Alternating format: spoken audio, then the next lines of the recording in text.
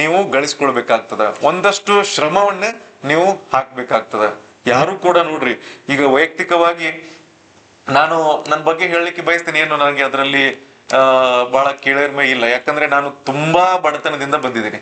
ತುಂಬಾ ಬಡತನದಿಂದ ನನಗೆ ಒಂದೊಂದ್ಸರಿ ಇವತ್ತು ಬೆಳಗ್ಗೆ ಎದ್ದು ನಾನು ರೆಡಿ ಆಗ್ಬೇಕಾದ್ರೆ ಒಂದು ಗುರುರಾಜ್ ಕರ್ಜಗಿ ಅವ್ರದ್ದು ಒಂದು ಏನೋ ಕೇಳ್ತಾ ಇದ್ದೆ, ಹಂಗೆ ಸುಮ್ಮನೆ ಕೇಳ್ತಿದ್ದೆ.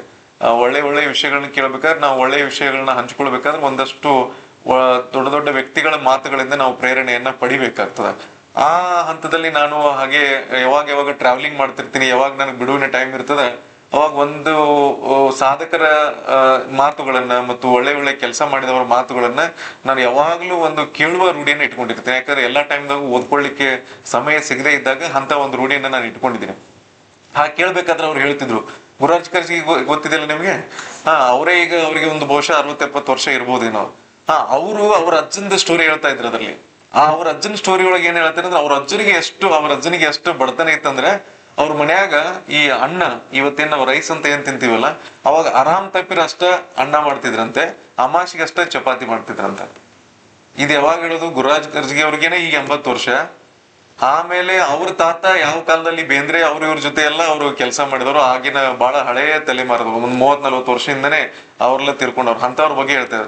ನಾನು ಸುಮ್ನೆ ಕಂಪೇರ್ ಮಾಡ್ಕೊಂಡೆ, ನಾನು ಈಗಿನ 30-35 ವರ್ಷ ಆಗಿದೆ, ನನ್ನ ಪರಿಸ್ಥಿತಿನೂ ಹಂಗೆ ಇತ್ತಲ್ಲಪ್ಪ ಅಂತ ಅನಿಸ್ತು ನನಗೆ ಒಮ್ಮೆಲೆ. ಯಾಕಂದ್ರೆ ನಮ್ಮ ಮನೆಯಲ್ಲಿ ನಾನು ಪ್ರೈಮರಿ ಸ್ಕೂಲಲ್ಲಿ ಇದ್ದಾಗ, ನಾನು ಶಾಲೆಗೆ ಹೋಗುವ ಸಮಯದಲ್ಲಿ, ಅಂದ್ರೆ ಸುಮಾರು ನನಗೆ 10-15 ವರ್ಷದೊಳಗೆ ಇದ್ದಾಗೆಲ್ಲ ನಮ್ಮ ಮನೆಯಲ್ಲಿ ಈ ಚಪಾತಿ ಮಾಡೋದು ಬಹಳ ಸಿಲಿ ಅನ್ಸ್ಬೋದು ನಿಮ್ಗೆಲ್ಲ. ಯಾಕಂದ್ರೆ ಈಗಿನ ಟ್ರೆಂಡ್ ಬೇರೆ ಇದೆ. ನಾನು ಹೇಳೋದು 15 ವರ್ಷ 20 ವರ್ಷದ ಹಿಂದಿನ ಮಾತು, 20-25 2000ಕ್ಕಿಂತ ಮುಂಚೆ ನಾನು ಹೇಳ್ತೇನೆ, 2000 ಆಸ್ಪಾಸು. ಅವಾಗೆಲ್ಲ ಪರಿಸ್ಥಿತಿ ಹೆಂಗಿತ್ತಪ್ಪ ಅಂದ್ರೆ, ಒಂದು ಮನೆಯಲ್ಲಿ ರೈಸ್ ಅಂದ್ರೆ ಈ PDS ರೈಸೇ ಸಿಗ್ಬೇಕಿತ್ತು, ಸರ್ಕಾರದಿಂದ PDS ರೈಸೇ ಇರ್ಬೇಕಾಗಿತ್ತು. ಮತ್ತೆ ಆ ರೈಸು ಕೊಟ್ಟಿರೋ ರೈಸ್ ಅನ್ನ ತಿಂಗಳಿಗೆ ಒಂದ್ಸರಿ ಅಮಾಸೆ, ಜಾತ್ರೆ, ಹುಣ್ಣಿಮೆ ಮಾತ್ರ ಅದನ್ನ ಮಾಡಿ ಹಾಕ್ತಿದ್ರು. ಅವಾಗ ನಾವು ಎಂತ ಅಂದ್ರೆ ದೊಡ್ಡ ಅನ್ನ ಉಣ್ಲಿಕ್ಕೆ ದೊಡ್ಡ ಸಂಭ್ರಮ ಪಡ್ತಾ ಇದ್ವಿ, ಸಿಕ್ಕಾಪಟ್ಟೆ ಸಂಭ್ರಮ. ಚಪಾತಿ ಮಾಡಿದ್ರೆ ಸಿಕ್ಕಾಪಟ್ಟೆ ಸಂಭ್ರಮ ಪಡ್ತಾ ಇದ್ವಿ. ಅಂತ ಒಂದು ಪರಿಸ್ಥಿತಿಯಿಂದ ಇವತ್ತು ಹೆಂಗ್ ಬಂದಿದೀವಿ ಅಂದ್ರೆ, ನಾನು ಅಧ್ಯಯನ ಮಾಡ್ಲಿಕ್ಕೆ ಸ್ಟಾರ್ಟ್ ಮಾಡಿದೆ. ಹಿಂದೆ ಕೇಂದ್ರ ಸರ್ಕಾರದಲ್ಲಿ ಕೆಲಸ ಮಾಡ್ತಿದ್ದೆ, ಆಮೇಲೆ ಸ್ಟೇಟ್ ಸಿವಿಲ್ ಸರ್ವಿಸ್ಗೆ ಸೆಲೆಕ್ಷನ್ ಆದೆ, ಮತ್ತೆ 2ನೇ ಸರಿ ಎಕ್ಸಾಮ್ ಬರೆದೆ, ಮತ್ತೆ ಅದರಲ್ಲೂ ಕೂಡ ಸೆಲೆಕ್ಷನ್ ಆಗಿ ಈಗ 6-7 ವರ್ಷದಿಂದ ಸೀನಿಯರ್ CL ಅಲ್ಲಿ ಕೆಲಸ ಮಾಡ್ತಿದ್ದೇನೆ. ಈ ಒಂದು ಅವಧಿಯೊಳಗೆ ಈಗ ನೋಡ್ರಿ, ಸರ್ಕಾರ ನಮಗೆ ಏನಿಲ್ಲ ಅಂತಂದ್ರು ಒಂದು ಒಳ್ಳೆ ದೊಡ್ಡ ಬಂಗ್ಲೆಯಲ್ಲಿ ಇರುವಷ್ಟು ಎಲ್ಲಾ ರೀತಿಯ ಸೌಕರ್ಯಗಳನ್ನ ಕೊಡ್ತದೆ, ಒಳ್ಳೆ ಕಾರ್ ಕೊಡ್ತದೆ, ಒಳ್ಳೆ ಮನೆ ಕೊಡ್ತದೆ, ನಾವು ಒಳ್ಳೆ ಸ್ಯಾಲ್ರಿ ಕೊಡ್ತದೆ, 5 ಡಿಜಿಟ್ ಸ್ಯಾಲ್ರಿ ಇರ್ತದೆ. ಎಷ್ಟು ಚೆನ್ನಾಗಿ ನಾವು ಈಗ ಜೀವನ ಮಾಡ್ತಾ ಇದೀವಿ. ಒಂದು ಪರಿಸ್ಥಿತಿ ನಮ್ಗೆ ಹೇಗಿತ್ತು ಅಂತ ಹೇಳಿ ಆಮೇಲೆ ನಾನು ಹಾಗೆ ವಿಚಾರ ಮಾಡ್ತಾ ಇದ್ದಾಗ ಅದನ್ನ ನಿಮ್ ಜೊತೆ ಹಂಚ್ಕೊಳ್ಬೇಕಂತ ಅನಿಸ್ತು. ಅಂದ್ರೆ ಈಗಿನ ಪರಿಸ್ಥಿತಿಗಳು ನಮ್ಮ ಏನಿದಾವಲ್ಲ, ಇವೆಲ್ಲವೂ ಏನಂದ್ರೆ ತಾತ್ಕಾಲಿಕ. ಆಗಿನ ನಾನು 20 ವರ್ಷದ ಹಿಂದಿನ ಕಷ್ಟ ನಿಮ್ಗೆ ಇರ್ಲಿಕ್ಕಿಲ್ಲ. ಈಗಿನ ಸಮಸ್ಯೆಗಳು ಈಗ ಬೇರೆ ಇರ್ಬೋದು ನಿಮಗೆ, ಆದ್ರೆ ನೀವು ಕಂಪ್ಯಾರಿಟಿವ್ಲಿ ನೀವು ಇರೋದ್ರಲ್ಲೇ ಇರ್ಬೇಕಾ? ನಾವು ಇವತ್ತು ಏನ್ ನಿರ್ಧಾರ ಮಾಡ್ಬೇಕಾಗಿದೆ ಅಂದ್ರೆ, ವಿಶ್ವವಿದ್ಯಾಲಯಕ್ಕೆ ಬಂದ ಮೇಲೆ ಅಧ್ಯಯನದಲ್ಲಿ ತೊಡಗಿಸ್ಕೊಂಡ ಮೇಲೆ 2024ರಲ್ಲಿ ನಾವಿದೀವಿ. 2034ರಲ್ಲಿ ನಮ್ಮ ಜೀವನ ಹೇಗಿರ್ಬೇಕು, ನಮ್ಮ ಜೀವನದ ಶೈಲಿ ಹೇಗಿರ್ಬೇಕು, ನಮ್ಮ ತಂದೆ ತಾಯಿಗಳಿಗೆ ನಾವು ಹೇಗೆ ಬದುಕಬೇಕು, ಅವ್ರ ಮುಂದೆ, ನಮ್ಮ ನೆರೆಹೊರೆಯವ್ರ ಮುಂದೆ ನಾವು ಹೇಗೆ ಬದುಕಬೇಕು ಅನ್ನೋದಕ್ಕೊಂದು ಏನಾದ್ರೂ ನಾವು ರೂಪಿಸ್ಕೊಳ್ಬೇಕಾಗ್ತದಲ್ಲ. ಇದಕ್ಕೇನು ಬೇರೆಯವರು ಯಾರಾದ್ರೂ ನಮ್ಮ ಜೀವನವನ್ನು ರೂಪಿಸ್ಕೊಡ್ತಾರೆ ನೋಡ್ರಿ, ಬೇರೆ ಯಾರು ಮಾಡ್ಕೊಡಕ್ಕಾಗಲ್ಲ. ಈಗ ನಾವು ಸಾಮಾನ್ಯವಾಗಿ ನೋಡ್ತೀವಿ, ನಿನ್ನೆ ಎಲ್ಲೋ ಮಾತಾಡ್ಬೇಕಾದ್ರೂ ಕೇಳಿದ್ವಿ, ಎಲ್ಲ ಗೋಲ್ಡ್ ಮೆಡಲ್ ತಗೊಳ್ಳೋದು, ಓದೋದು, ಮತ್ತೆ ದೊಡ್ಡ ದೊಡ್ಡ IIT ranking, IIM ranking, science ಅಲ್ಲಿ ಇಲ್ಲಿ ನಮ್ಮಲ್ಲಿ ಗೋಲ್ಡ್ ಮೆಡಲ್ ತಗೊಳ್ಳೋದು ಎಲ್ಲ ಬಡವ್ರ ಮಕ್ಕಳು ತಗೊಳ್ತಾರೆ. ಯಾಕೆ ಹೇಳ್ರಿ ಶ್ರೀಮಂತರ ಮಕ್ಕಳು ತಗೊಳಲ್ಲ? ಅವ್ರಿಗೆ ಅವಶ್ಯಕತೆ ಇಲ್ಲ ರೀ. ನಿಮ್ಗೆ ನಾವು ಬರೀ ಏನ್ ಹೇಳ್ತೀವಿ, ಅಧ್ಯಯನ ಮಾಡ್ಬೇಕ್ರಿ, ಚೆನ್ನಾಗಿ ಓದ್ಕೋಬೇಕು, ಅಧ್ಯಯನದಲ್ಲಿ ತೊಡಗಿಸ್ಕೊಳ್ಬೇಕು, ಹೆಚ್ಚಿನ ಸಮಯವನ್ನ ವಿದ್ಯಾಭ್ಯಾಸಕ್ಕೆನೆ ಮೀಸಲಿಡಬೇಕು, ವಿಷಯಗಳಿಗೆ ಸಂಬಂಧಪಟ್ಟಂತ ಚರ್ಚೆಗಳಿಗೆ ಅದನ್ನ ಮೀಸಲಿಡಬೇಕು ಅಂತಾನೆ ಹೇಳ್ತಿರ್ತೀವಿ ಎಲ್ಲರೂ. ನಾನು ಅದನ್ನ ಹೇಳ್ತಿರ್ತೀನಿ, ಇಲ್ಲಿರ್ತಕ್ಕಂಥ ಎಲ್ಲಾ ಪ್ರಾಧ್ಯಾಪಕರು ಕೂಡ ಅದೇ ವಿಷಯವನ್ನ ಹೇಳ್ತಿರ್ತಾರೆ. ಅಂತಿಮವಾಗಿ ನೀವು ನಿಮ್ ಮನೆಗೆ ಹೋದ್ರೆ ಮನೆಯಲ್ಲಿ ಕೂಡ ಅವಪ್ಪ ಏನಂತಿರ್ತಾರೆ, ಸ್ವಲ್ಪ ಅಭ್ಯಾಸ ಮಾಡ ಅಂತ ಹೇಳ್ತಿರ್ತಾರೆ. ಹೊರಗೆ ಯಾರಾದ್ರೂ ನಿಮ್ಗೆ ಫ್ರೆಂಡ್ಸ್ ಎಲ್ಲ ಭೇಟಿಯಾಗಿ ಅವರೆಲ್ಲ ಈಗಾಗ್ಲೇ ಇಲ್ಲಿ ಏನೋ ಕಾಲೇಜ್ ಬಂದು ಚಂದಂಗೆ ಅಭ್ಯಾಸ ಮಾಡಲ್ದೆ ಬಿಟ್ಟು, ಶಾಲೆ ಬಿಟ್ಟು, ಕಾಲೇಜ್ ಬಿಟ್ಟು ತಿರ್ಗಾಡ್ತಿರ್ತಾರೆ ಖಾಲಿ. ಭೇಟಿ ಆದ್ರೆ ನಿಮ್ಗೆ ಏನಂತಾರೆ ಅವರು? ಏನ್ ಹೇಳ್ತಾರೆ ಹೇಳ್ರಿ? ಚಂದಂಗೆ ಓದೋಪ್ಪ ಈಗರೇ ಅಂತಾರೆ. ಅವ್ರು ಓದಿರಂಗಿಲ್ಲ, ಆದ್ರೆ ನಿಮ್ಗೆ ಹೇಳ್ತಿರ್ತಾರ. ಅವ್ ನಿಮ್ಗೆ ಅನಿಸ್ಬೋದು, ಏನ್ ಎಲ್ಲಿ ಹೋದ್ರು ಅಲ್ಲಿ ಭೇಟಿ ಆದವ್ರಲ್ಲ ಅಂತಾರೆ, ಹಿಂಗೆ ಅಭ್ಯಾಸ ಮಾಡ್ರಿ ಅಂತಾರೆ, ಯಾರು ಕೇಳಿದ್ರು ಅಭ್ಯಾಸ ಮಾಡ್ರಿ ಅಂತಾರೆ, ಪ್ರೊಫೆಸರ್ ಅದನ್ನ ಹೇಳ್ತಾರೆ, ನೀವು ಅದನ್ನ ಹೇಳ್ತಾರೆ. ಯಾಕಂತ ಕೇಳ್ರಿ, ಯಾಕಂದ್ರೆ ನಾವು ಅಭ್ಯಾಸ ಮಾಡೋದ್ ಬಿಟ್ರೆ ನಮ್ಗೆ ಬೇರೆ ಪರ್ಯಾಯ ಮಾರ್ಗಗಳು ನಮ್ಗೆ ಯಾಕಿಲ್ಲ ಅಂತಂದ್ರೆ, ನಾವ್ ಯಾರು MLA MP ಗಳ ಮಕ್ಕಳಲ್ಲ.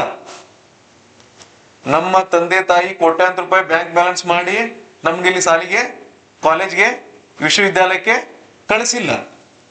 ಕಳಿಸಿದವ್ರು ಯಾರಿದ್ದಾರೆ ಮತ್ತೆ ಇದ್ರೆ ಹೇಳಿ, ನಮ್ಗೆ ಸ್ವಲ್ಪ ಡೊನೇಷನ್ ಎಲ್ಲ ತಗೊಳ್ತೀವಿ ವಿಶ್ವವಿದ್ಯಾಲಯಕ್ಕೆ. ಯಾರಿಲ್ಲಲ್ಲ. ಹಾಗೆ ಮತ್ತೆ ಇನ್ನೊಂದು ದೃಷ್ಟಿಯಿಂದ ನಮ್ದು ಸಾವಿರಾರು ಎಕರೆ ಇರ್ತಕ್ಕಂಥ ಊರಿನ ದೊಡ್ಡ ಗೌಡ್ರು ನಾವಲ್ಲ, ಕರೆಕ್ಟ್ ಇಲ್ರಿ? ನಮ್ದು ಒಂದು 75 ಗುಂಟೆ ಹೊಲ ಅದ. ಇವತ್ತು ಅಷ್ಟೇ ಇದೆ, ನಾನು ಜಾಯಿನ್ ಆದಾಗಿಂದ ಅಷ್ಟೇ. 75 ಗುಂಟೆ ಇದ್ರೆ ಎಷ್ಟಾಗ್ತದೆ? 2 ಎಕರೆ ಮಡ್ಡಿ ಅದ ನಮ್ದು. ನನಗೆ ಒಮ್ಮೆ ಮನಸ್ತದ, ಅದೇ 75 ಎಕರೆ ಹೊಲ ಇತ್ತಾರೆ ನಾನೇನ್ರಿ ನೌಕರಿ ಮಾಡ್ತಿದ್ದೆ, ನಾನೇನ್ರಿ ಸರ್ವಿಸ್ದಾಗ ಬರ್ತಿದ್ನೆ, ಊರ್ ಬಿಟ್ಟು ಹೊರಗೆ ಬರ್ತಿದ್ನೆ, ಅಲ್ಲೇ ಆರಾಮ್ ಚೈನಿ ಮಾಡ್ಕೊಂಡು ಅದೇನೋ ತಾರ್ ಗಾಡಿ ಬೈಕ್ ಒಂದು ನಾನು ಬೈಕ್ ತಗೊಳ್ಳೋದು ಹೊಡಿಲಿಕ್ಕೆ ಆಗ್ಲೇ ಇಲ್ಲ ನೋಡ್ರಿ ಸರ್. ಬರೀ ಅಭ್ಯಾಸ ನೋಡೋದಾಯ್ತು, ಓದೋದಾಯ್ತು, ಬರೋದಾಯ್ತು. ಈಗ ಅದ್ರ ಚಲೋ ಕಾರ್ದಾಗ ತಿರುಗಾಡ್ತೀನಿ. ಸರ್ಕಾರದಿಂದ ಇನೋವಾ ಕ್ರಿಸ್ಟಾ ಇದೆ, ಪರ್ಸನಲ್ ಕಾರು ಚೆನ್ನಾಗಿದೆ, ಈಗ ಆರಾಮಾಗಿ ತಿರುಗಾಡ್ತೀನಿ. ಮತ್ತ ಆ ಬೈಕ್ ಹೊಡ್ಯಕ್ ಹೋಗಿ ಎಲ್ಲೆಲ್ಲೂ ಆಕ್ಸಿಡೆಂಟ್ ಆಗಿ ಬಟ್ ನಾನು ಇದನ್ನೆಲ್ಲ ಹೇಳುವ ಒಂದು ಸ್ವಲ್ಪ ಗಂಭೀರ ವಿಷಯಗಳನ್ನ ನಿಮ್ ಜೊತೆಗೆ ಹಾಸ್ಯಲೇಪನ ಮಾಡಿ ಹೇಳುವ ಉದ್ದೇಶ ಏನಪ್ಪಾ ಅಂತಂದ್ರೆ, ನಮ್ಮ ಲೈಫ್ ಸ್ಟೈಲ್ ಅನ್ನ ಇಂಪ್ರೂವ್ ಮಾಡ್ಲಿಕ್ಕೆ, ಅದನ್ನ ಬದಲಾಯಿಸ್ಲಿಕ್ಕೆ ಯಾವುದೇ ದೇವ್ರು ಬಂದು ದೊತ್ ಅಂತೇಳಿ ರಾತ್ರೋರಾತ್ರಿ ಕನಸ್ನಾಗ ಬಂದು ಆಶೀರ್ವಾದ ಮಾಡಿ ನಾಳೆಯಿಂದ ನೀನು ಶ್ರೀಮಂತರಾಗುವಂತ ಎಲ್ಲಿ ಯಾರು ನಮಗೆ ಹೇಳಲಿಕ್ಕೆ ಸಾಧ್ಯ ಇಲ್ಲ. ನಮ್ಮ ನೆರೆಯವರಿವರು ನಮ್ಮ ಬಗ್ಗೆ ಮಾತಾಡೋರು, ನಮ್ಮನ್ನ ಚುಚ್ಚು ಮಾತಾಡೋರು, ಹೊಗಳಿ ಮಾತಾಡೋರು ಇರಿಂದ ಯಾರು ಕೂಡ ನಮ್ಮ ಜೀವನ ಶೈಲಿಯನ್ನ, ನಮ್ಮ ಜೀವನದ ಸ್ಥಾನಮಾನಗಳನ್ನ ಹೆಚ್ಚಿಸ್ಲಿಕ್ಕೆ, ಕುಗ್ಗಿಸ್ಲಿಕ್ಕೆ ಅವರಿಂದ ಸಾಧ್ಯ ಇಲ್ಲ. ಹಾಗಾದ್ರೆ ನಮ್ಮ ಜೀವನದ, ನಮ್ಮ ಸ್ಥಿತಿಗತಿಗಳನ್ನ ಸುಧಾರಿಸಿಕೊಳ್ಳಿಕ್ಕೆ, ನಮ್ಮ ಸ್ಟ್ಯಾಂಡರ್ಡ್ ಆಫ್ ಲಿವಿಂಗ್ ಅನ್ನ ಹೆಚ್ಚಿಗೆ ಮಾಡ್ಕೊಳ್ಳಿಕ್ಕೆ, ಬದುಕಿನಲ್ಲಿ ಒಂದು ಒಳ್ಳೆಯ ಏನಪ್ಪಾ ಸಮಾಜದಲ್ಲಿ ಒಂದು ಉತ್ತಮ ಸ್ತರದಲ್ಲಿ ನಾವು ಬದುಕಲಿಕ್ಕೆ ಏನಾದ್ರೂ ಒಂದು ನಾವು ಸಾಧ್ಯ ಆಗ್ಬೇಕಾದ್ರೆ ಆ ಪ್ರಯತ್ನವನ್ನ ಯಾರು ಮಾಡ್ಬೇಕು? ಆತ್ಮವಿಶ್ವಾಸದಿಂದ ಹೇಳಿ ನಾವೇ ಮಾಡ್ಬೇಕಲ್ಲ. ನಮ್ಮನ್ ಬಿಟ್ರೆ ಇದಕ್ಕೆ ಯಾರು ಕೂಡ, ನಾವು ಇಲ್ಲಿ ಅಂದ್ರೆ ನಾವೆಲ್ಲ ದಾರಿ ತೋರಿಸೋರು ಅಷ್ಟೇ ಇಲ್ಲಿ ಕುಂತಿದಾರ ಹೊರತಾಗಿ ನಿಮ್ಮ ಜೊತೆಗೆ ದಾರಿಗೋಂಟ ನಡ್ಕೊಂತ ಬರೋರು ಯಾರು ಕುಂತಿಲ್ಲ.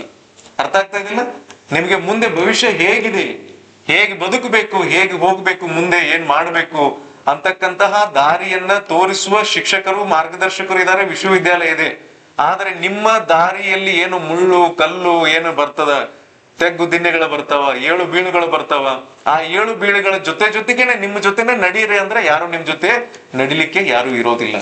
ಆ ಇರುವ ಮುಳ್ಳಿನ ಹಾದಿಯೋ ಅಥವಾ ಏನು ತೆಗ್ಗು ದಿನ್ನೆಗಳ ಹಾದಿಯೋ ಅದನ್ನ ಒಳ್ಳೆಯ ಹೈವೇ ದಾರಿ ತರ ಇರುವಂಗೆ ನೋಡ್ಕೊಳ್ಳೋ ಜವಾಬ್ದಾರಿ ನಮ್ಮ ಮೇಲಿದೆ. ಇದಕ್ಕೆ ಒಂದಷ್ಟು ಪ್ರಿನ್ಸಿಪಲ್ಸ್ ಅನ್ನ ನಿಮ್ಗೆ ಹೇಳ್ತೀನಿ. ಏನು ದಿಸ್ ಇಸ್ ಎಕ್ಸಾಕ್ಟ್ಲಿ ನೀವು PG ಸ್ಟೂಡೆಂಟ್ಸ್ ಎಲ್ಲ, ನೀವು ಒಂದು 22-23 ನಿಮ್ಗೆ ವಯಸ್ಸು ಆ ಆಸ್ಪಾಸದಲ್ಲಿ ಇದೆ. ನನಗಿಂತ ಒಂದು 10 ವರ್ಷ ಸಣ್ಣವರಿದ್ದೀರಿ ನೀವು. This is the highest energy ಇರ್ತಕ್ಕಂತ ಒಂದು ವಯಸ್ಸು ನಿಮಗೆ, ಹೈಯೆಸ್ಟ್ ಎನರ್ಜಿ. ನಾನು ನಿಮ್ಮ ಏಜ್ ಅಲ್ಲಿ ಇದ್ದಾಗಲೇ ಆಲ್ರೆಡಿ ನಿಮ್ಮ ವಯಸ್ಸಿನಲ್ಲಿ ನಾನು KS ಒಂದ್ಸರಿ ಪಾಸ್ ಮಾಡಿಬಿಟ್ಟಿದ್ದೆ. ಅದು ಫಸ್ಟ್ ರ್ಯಾಂಕ್ ಸ್ಟೇಟ್ಗೆ ಪಾಸ್ ಮಾಡಿಬಿಟ್ಟಿದ್ದೆ. And that was first attempt. But ನನ್ನ ಕಾನ್ಫಿಡೆನ್ಸ್ ಲೆವೆಲ್ ಹೆಂಗಿತ್ತಂದ್ರೆ, ಒಟ್ಟ ನನ್ನ ಕಡೆ ಈಗಿರುವ ಒಂದು ನನ್ನ ವ್ಯಕ್ತಿತ್ವ, ಇನ್ನು 10 ವರ್ಷಗಳ ಹಿಂದೆ ಇರ್ತಕ್ಕಂಥ ನನ್ನ ವ್ಯಕ್ತಿತ್ವ ಏನೂ ಬದಲಾವಣೆ ಮಾಡ್ಕೊಳ್ಳ. ನನಗೆ ಯಾರಾದ್ರೂ ನೆಗೆಟಿವ್ ಎನರ್ಜಿಗಳನ್ನ ತುಂಬಲಿಕ್ಕೆ ಬಂದ್ರೆ ನಾ ಅದನ್ನ ಆಟೋಮೆಟಿಕ್ಲಿ ನನಗೆ ಪಾಸಿಟಿವ್ ಆಗಿ ಕನ್ವರ್ಟ್ ಮಾಡ್ಕೊಳ್ಳುವಂತ ಒಂದು ಸಾಮರ್ಥ್ಯವನ್ನ ಗಳಿಸ್ಕೊಂಡ್ ಬಿಟ್ಟಿದ್ದೀನಿ. ಅದು ಹೇಗೆ ಗಳಿಸ್ಕೊಂಡಿದ್ದೀನಿ ಅಂದ್ರೆ, ಒಳ್ಳೆಯ ವ್ಯಕ್ತಿಗಳ ಜೊತೆಗೆ ಸಂಪರ್ಕದಲ್ಲಿ ಇರುವ ಮೂಲಕ, ಒಳ್ಳೆಯ ವಿಷಯಗಳನ್ನ ಹೇಳುವಂತ ವ್ಯಕ್ತಿಗಳ ಮಾರ್ಗದರ್ಶನವನ್ನ ಕೇಳುವ ಮೂಲಕ, ಒಳ್ಳೆಯ ಪುಸ್ತಕಗಳನ್ನ ಓದುವ ಮೂಲಕ, ಒಳ್ಳೆಯ ಪತ್ರಿಕೆಗಳನ್ನ ಓದುವ ಮೂಲಕ ವ್ಯಕ್ತಿತ್ವವನ್ನ ನಾನು ಏನ್ ಮಾಡ್ಕೊಂಡ್ಬಿಟ್ಟಿದ್ದೇನೆ ಅಂದ್ರೆ, ಎಂತ ನೆಗೆಟಿವಿಟಿ ನನ್ನ ಮುಂದೆ ತಂದು ನಿಲ್ಲಿಸಿದ್ರು ಕೂಡ ನಾನು ಅದನ್ನ ಬಹಳ ಪಾಸಿಟಿವ್ ಆಗಿ ಹೇಳ್ತೀನಿ. ಇನ್ನೂ ಲೈಟ್ ಆಗಿ ಹೇಳ್ಬೇಕಾದ್ರೆ, ನಾನು ಯಾರು ಶೂಟ್ ಮಾಡಕ್ ಮುಂದೆ ನಿಂತ್ರು ಬಹಳ ಸೀರಿಯಸ್ ಆಗಿ ಅವನ ಜೊತೆ ಜಗಳ ಮಾಡಲ್ಲ. ಯಾಕೆ ಬಂದೆ ಅಂತ ಹೇಳಿ ಒಂದು ಮಾತುಕತೆಗೆ ಕೊಂಡುವಷ್ಟು ನನ್ನಲ್ಲಿ ಒಂದು ಪಾಸಿಟಿವಿಟಿ ಇದೆ. ನಾನು ಯಾಕೆ ಈ ಮಾತನ್ನು ನಿಮಗೆ ಹೇಳ್ತಾ ಇದ್ದೀನಿ ಅಂತಂದ್ರೆ, ಸಾಮಾನ್ಯವಾಗಿ ಅಧ್ಯಯನ ಮಾಡುವ ಸಂದರ್ಭಗಳಲ್ಲಿ, ಅಧ್ಯಯನದಲ್ಲಿ ತೊಡಗಿಸಿಕೊಂಡಾಗ ನಾವು ಇಡ್ತಕ್ಕಂಥ ಕೆಲವೊಂದಷ್ಟು ತಪ್ಪು ಹೆಜ್ಜೆಗಳಿಂದ ನಾವು ಮುಂದೆ ಹೋಗ್ಲಿಕ್ಕೆ ಆಗುದಿಲ್ಲ. ಅರಿಸ್ಟಾಟಲ್ ಒಂದ್ ಕಡೆ ಹೇಳಿದ್ದಾರೆ, ನಮ್ಮಲ್ಲಿ ಇರ್ತಕ್ಕಂಥ ಇಲ್ಲೇನು ನಾವು ಇಷ್ಟು ಜನ ಇದಿಲ್ಲ, ಸೋ ಮೆಚೂರ್ಡ್, ನೀವೆಲ್ಲ ಹೈಯೆಸ್ಟ್ ಎನರ್ಜಿ ಇರ್ತಕ್ಕಂಥ ವಿದ್ಯಾರ್ಥಿನಿಯರು ಅಂತ ನಾನು ಹೇಳಿದೆ. ಇದನ್ನೇ ಒಂದು ಕಡೆ ಎಕನಾಮಿಕ್ಸ್ ಅಲ್ಲಿ ಹೇಳ್ತಾರೆ, ಕಾಮರ್ಸ್ ಅಲ್ಲಿ ಕೂಡ ಮಾತಾಡ್ತಾರೆ. ನಿಮ್ಮನ್ನ ಅಂದ್ರೆ the Young age 18 to 40, 35, 40 and 45 age group ಇದೆಲ್ಲ, ಇನ್ಕ್ಲೂಡಿಂಗ್ ನಮ್ಮನ್ನು ಸೇರಿಸಿ, ಇದರಲ್ಲಿ ಒಂದು 2-3 ಜನ ಬರಂಗಿಲ್ಲ ನೀವು, ನಿಮ್ಮನ್ನ ಬಿಟ್ರೆ ನಮಗೆಲ್ಲ ಡೆಮೋಗ್ರಾಫಿಕ್ ಡಿವಿಡೆಂಡ್ ಅಂತ ಕರೀತಾರೆ, ಜನಸಂಖ್ಯಾ ಲಾಭಾಂಶ ಅಂತ ಕರೀತಾರೆ. ಯಾಕೆ ಲಾಭಾಂಶ ಅಂತಂದ್ರೆ, ನಮ್ಮಲ್ಲಿರ್ತಕ್ಕಂಥ ಶಕ್ತಿ ಸಾಮರ್ಥ್ಯವನ್ನು ಉಪಯೋಗಿಸಿ ನಾವು ಸಮಾಜಕ್ಕೆ ವೈಯಕ್ತಿಕವಾಗಿ ಅಥವಾ ಏನಾದ್ರೂ ಒಂದು ಒಳ್ಳೆಯ ಕೆಲಸ ಮಾಡ್ಲಿಕ್ಕೆ ಏನು ನಮ್ಮಲ್ಲಿ ದುಡಿಯುವ ಶಕ್ತಿ ಇದೆಯಲ್ಲ, ಆ ದುಡಿಯುವ ಶಕ್ತಿಯಿಂದ ನಾವು ದೇಶಕ್ಕೆ ಲಾಭಾಂಶವಾಗಿ ಜನಸಂಖ್ಯೆಯಿಂದ ಲಾಭಾಂಶವಾಗಿ ಜನಸಂಖ್ಯಾ ಡೆಮೋಗ್ರಫಿಕಲ್ ಡಿವಿಡೆಂಡ್ ಆಗಿ ನಾವು ಬದಲಾಗ್ತೀವಿ. ಹಾಗಾಗಿ ಅದಕ್ಕೆ ಲಾಭಾಂಶ ಅಂತಕ್ಕಂಥ ಹೆಸರನ್ನು ಇಟ್ಟಿದ್ದಾರೆ. ಸೊ ಅದ್ ಆಗ್ಬೇಕಂದ್ರೆ ಏನ್ ಮಾಡ್ಬೇಕು? ಬರೀ ಏಜ್ ಗ್ರೂಪ್ ದವ್ರು ಇಷ್ಟು ಜನ ಇದ್ ಬಿಟ್ರೆ ಆಗ್ಬಿಡಲ್ಲ. ಅವ್ರೆಲ್ಲರಿಗೂ ಕೂಡ ಒಳ್ಳೆಯ ಕೆಲಸ ಮಾಡ್ಬೇಕನ್ನೋ ಮನಸ್ಥಿತಿ ಬೇಕಲ್ಲ, ಮುಂದೆ ಹೋಗ್ಬೇಕು, ನಾನು ಏನಾದ್ರೂ ಸಾಧನೆ ಮಾಡ್ಬೇಕಂತಕ್ಕಂಥ ಮನಸ್ಥಿತಿ ಬೇಕಲ್ಲ. ನೀವು ಇದರಲ್ಲಿ ಅಧ್ಯಯನ ಮಾಡ್ತಾ ಇದ್ರಿ. ನಾನೇನ್ ಹೇಳುದು, ನೀವೆಲ್ಲರೂ ನಾನು ಬಂದಿದ್ದೀನಿ ಅಂತ ಹೇಳಿ ನನ್ನ ನೋಡಿ ನೀವು ಸಿವಿಲ್ ಸರ್ವಿಸ್ಗೆ ಹೋಗ್ರಿ ಅಂತ ನಾನು ನಿಮ್ಗೆ ಯಾರಿಗೂ ಕೂಡ ಬ್ಲೈಂಡ್ಲಿ ನಿಮ್ಗೆ ನಾನು ಪ್ರೋತ್ಸಾಹ ಮಾಡ್ತಾ ಇಲ್ಲ. ಯಾಕಂದ್ರೆ ಅದು ಒಂದೇ ಫೀಲ್ಡ್ ಅಲ್ಲ. ನೀವೆಲ್ಲರೂ ಇಲ್ಲ, ನನಗೆ ಅನಿಸ್ತಾ ಒಂದೊಂದ್ಸರಿ ನಿಮ್ಮ ಫ್ಯಾಕಲ್ಟಿಲಿ ಇರ್ತಕ್ಕಂಥ ಒಳ್ಳೆ ಪ್ರೊಫೆಸರ್ನ ನೋಡಿದಾಗ ನಿಮ್ಗೆ ಅನ್ಸ್ಬೋದು, ಇಲ್ಲ ನಾನು ಒಬ್ಬ ಒಳ್ಳೆ ಪ್ರೊಫೆಸರ್ ಆಗ್ಬೋದು ಅಂತಾನು ನಿಮ್ಗೆ ಅನ್ಸ್ಬೋದು. ಎಸ್, ಆಗ್ಬೋದು. ನೀವು ಒಬ್ಬ ಒಳ್ಳೆ ಆಡಳಿತಗಾರ ಆಗ್ಬೋದು ಅಂದ್ರೆ ಆಡಳಿತಗಾರನ ಆಗ್ಬೋದು. ಒಬ್ಬ ಒಳ್ಳೆ ವಿಜ್ಞಾನಿ ಆಗೋಂಗೆ ನಾನು ಅಧ್ಯಯನವನ್ನು ಮುಂದುವರಿಸ್ತೇನೆ ಅಂದ್ರೆ ವಿಜ್ಞಾನಿ ಆಗುವಂಗೆ ನೀವು ಅಧ್ಯಯನವನ್ನು ಕೂಡ ಮುಂದುವರ್ಸ್ಕೊಂಡು ಹೋಗ್ಬೋದು. ಒಳ್ಳೆ ಸೈನ್ಸ್ ರಿಸರ್ಚ್ ಇನ್ಸ್ಟಿಟ್ಯೂಟ್ ಇದಾವೆ ನಮ್ಮಲ್ಲಿ, ರಾಜ್ಯದಲ್ಲಿದೆ, ದೇಶದಲ್ಲಿದೆ, ಅದ್ರ ಕಡೆಗೇನು ಕೂಡ ಹೋಗ್ಬೋದು. ಸೋ ಮೆನಿ ಅಪಾರ್ಚುನಿಟೀಸ್ ಇದಾವ, ಸಾಕಷ್ಟು ಅವಕಾಶಗಳು ಅದಾವ. ನಮ್ಮಲ್ಲಿ ಎಲ್ಲ ಬ್ಲೇಮ್ ಮಾಡೋರು ಎಂತವ್ರಂದ್ರ, ಅವಕಾಶಗಳು ಹೆಂಗ ಇವ್ರು ಯಾವ ಲೆವೆಲ್ಗೆ ಎಕ್ಸ್ಪೆಕ್ಟ್ ಮಾಡ್ತಾರ ಅಂತಂದ್ರೆ, ಸುಮ್ನೆ ನಾವು ಒಂದು ಅಪ್ಲಿಕೇಶನ್ ಹಾಕಿದ ತಕ್ಷಣ ಗೌರ್ಮೆಂಟ್ ಇವ್ರ ಮನಿಗ್ ಬಂದ್ ಕಾರ್ ಗಾಡಿಯಾಗ ಬಂದ್ ಏನಂದ್ರೆ ಒಂದು ಆರ್ಡರ್ ಕಾಪಿ ಇವ್ರ ಕೈ ಕಟ್ಟು ಬಂದ್ ನಾಳೆಯಿಂದ ಜಾಯಿನ್ ಆಗಿರಿ ಸರ್, ನಿಮ್ಗೆ ಪಗಾರ ಕೊಡ್ತೀವಿ ಅಂತ ಹೇಳು ಲೆಕ್ಕಕ್ಕೆ ನಮ್ಮವ್ರು ಅಪೇಕ್ಷೆ ಮಾಡ್ತಾ ಇದ್ರು. ಹೊರಗಡೆ ಹೋರಾಟ ಮಾಡ್ತಾರಲ್ಲ ಅವರೆಲ್ಲ. ಹಂಗ್ ಮಾಡಿದ್ರೆ ಹೆಂಗಾಗ್ತದ್ರಿ? ಅದಕ್ಕೆ ಬಹಳ ಜನ ಹೇಳ್ತಿರ್ತಾರೆ, ಏನ್ರಿ ನಾವು ಇಷ್ಟು ಜನ ಲಕ್ಷ ಗಂಟ್ಲೆ ಯುವಕರಿದ್ದಾರೆ, ಇಷ್ಟು ಜನರಿಗೆ ಸರ್ಕಾರ ಏನೋ ಮಾಡ್ತಾ ಇಲ್ಲ, ಉದ್ಯೋಗ ಅವಕಾಶಗಳನ್ನ ಕೊಡ್ತಾ ಇಲ್ಲ, ಉದ್ಯೋಗ ಅವಕಾಶಗಳನ್ನ ಕೊಡದೇ ಇರೋದ್ರಿಂದ ನಾವೆಲ್ಲ ನಿರುದ್ಯೋಗಿಗಳಾಗಿದ್ದೀವಿ ಅಂತಕ್ಕಂಥ ಮಾತುಗಳು, ಚರ್ಚೆಗಳು ಇದಾವೆ. ಅಫ್ಕೋರ್ಸ್ ಸರ್ಕಾರದಲ್ಲಿ ಒಂದು ಸಿಸ್ಟಮ್ ಇದೆ, ಒಂದು ವ್ಯವಸ್ಥೆ ಇದೆ. ಉದಾಹರಣೆಗೆ ವಿಶ್ವವಿದ್ಯಾಲಯದಲ್ಲಿ ಇಷ್ಟು ಜನ ಅಧ್ಯಾಪಕರು ಇರ್ಬೇಕಂತಿದೆ, ಇಷ್ಟು ಜನ ಬೋಧಕೇತರ ಸಿಬ್ಬಂದಿ ಇರ್ಬೇಕಂತಿದೆ. ಅದ್ರಲ್ಲಿ ಎಷ್ಟು ಖಾಲಿ ಇದಾರೆ ಮತ್ತು ಎಷ್ಟು ಜನ ಇಲ್ಲಿ ಸ್ಟ್ರೆಂತ್ ಇರ್ತದೆ, ಅದಕ್ಕೆ ತಕ್ಕಂತೆ ರಿಕ್ರೂಟ್ಮೆಂಟ್ ಮಾಡ್ಬೇಕಾಗಿದ್ದು ಸರ್ಕಾರದ ಕರ್ತವ್ಯ. ನೀವು ಅದು ಆಗ್ಲಿ, ಅದಾದಾಗ ನೀವು ಆ ಉದ್ಯೋಗಗಳನ್ನ ಕರೆದಾಗ ನೀವು ಅಪ್ಲಿಕೇಶನ್ ಹಾಕಿ ನೀವು ಎಲಿಜಿಬಲ್ ಇದ್ರೆ ಅದಕ್ಕೆ ಅಪ್ಲೈ ಮಾಡ್ತೀರಿ. ಆಮೇಲೆ ಅದಕ್ಕೆ ತಕ್ಕಂತೆ ತಯಾರಿ ಮಾಡಿದ್ರೆ ಪರೀಕ್ಷೆಗಳಲ್ಲಿ ಮೆರಿಟ್ ಬೇಸ್ ಮೇಲೆ ಯಾರು ಮೆರಿಟೋರಿಯಸ್ ಇರ್ತಾರೋ ಅವರು ಸೆಲೆಕ್ಷನ್ ಆಗ್ತಾರೆ.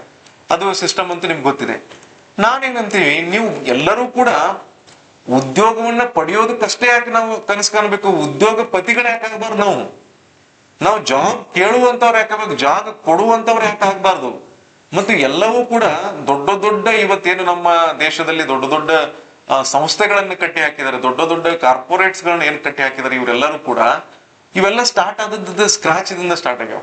ಅತಿ ಕಡಿಮೆ ಬಂಡವಾಳ, ಅತಿ ಕಡಿಮೆ ಒಂದು ಹಣದಿಂದ, ಆದರೆ ಹೆಚ್ಚಿನ ಬುದ್ಧಿವಂತಿಕೆಯಿಂದ, ಹೆಚ್ಚಿನ ಶ್ರಮದಿಂದ, ಹೆಚ್ಚಿನ ಶಿಸ್ತಿನಿಂದ ಇವತ್ತು ಅಷ್ಟು ದೊಡ್ಡ ಮಟ್ಟದಲ್ಲಿ ಅವೆಲ್ಲ ಬೆಳೆದು ನಿಂತಿವೆ. ಹಾಗಾಗಿ ನಾವು ನಿಮಗೆ ನಾನು ಒಂದು ಕಿವಿ ಮಾತನ್ನ ಏನು ಹೇಳಲಿಕ್ಕೆ ಬಯಸ್ತೇನೆ ಅಂತಂದ್ರೆ, ಒಂದು ಕಡೆ ನಾನು ಅರಿಸ್ಟಾಟ್ಲ್ ಹೇಳೋದನ್ನ ಅಲ್ಲೇ ಬಿಟ್ಟೆ. ಮೂರು ರೀತಿಯ ಜನರು ಇರ್ತೀವಿ ನಾವೆಲ್ಲರೂ ಸಾಮಾನ್ಯವಾಗಿ.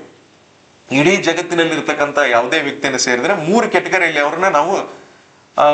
ಅವ್ರನ್ನ ಬೇರ್ಪಡಿಸಬಹುದು.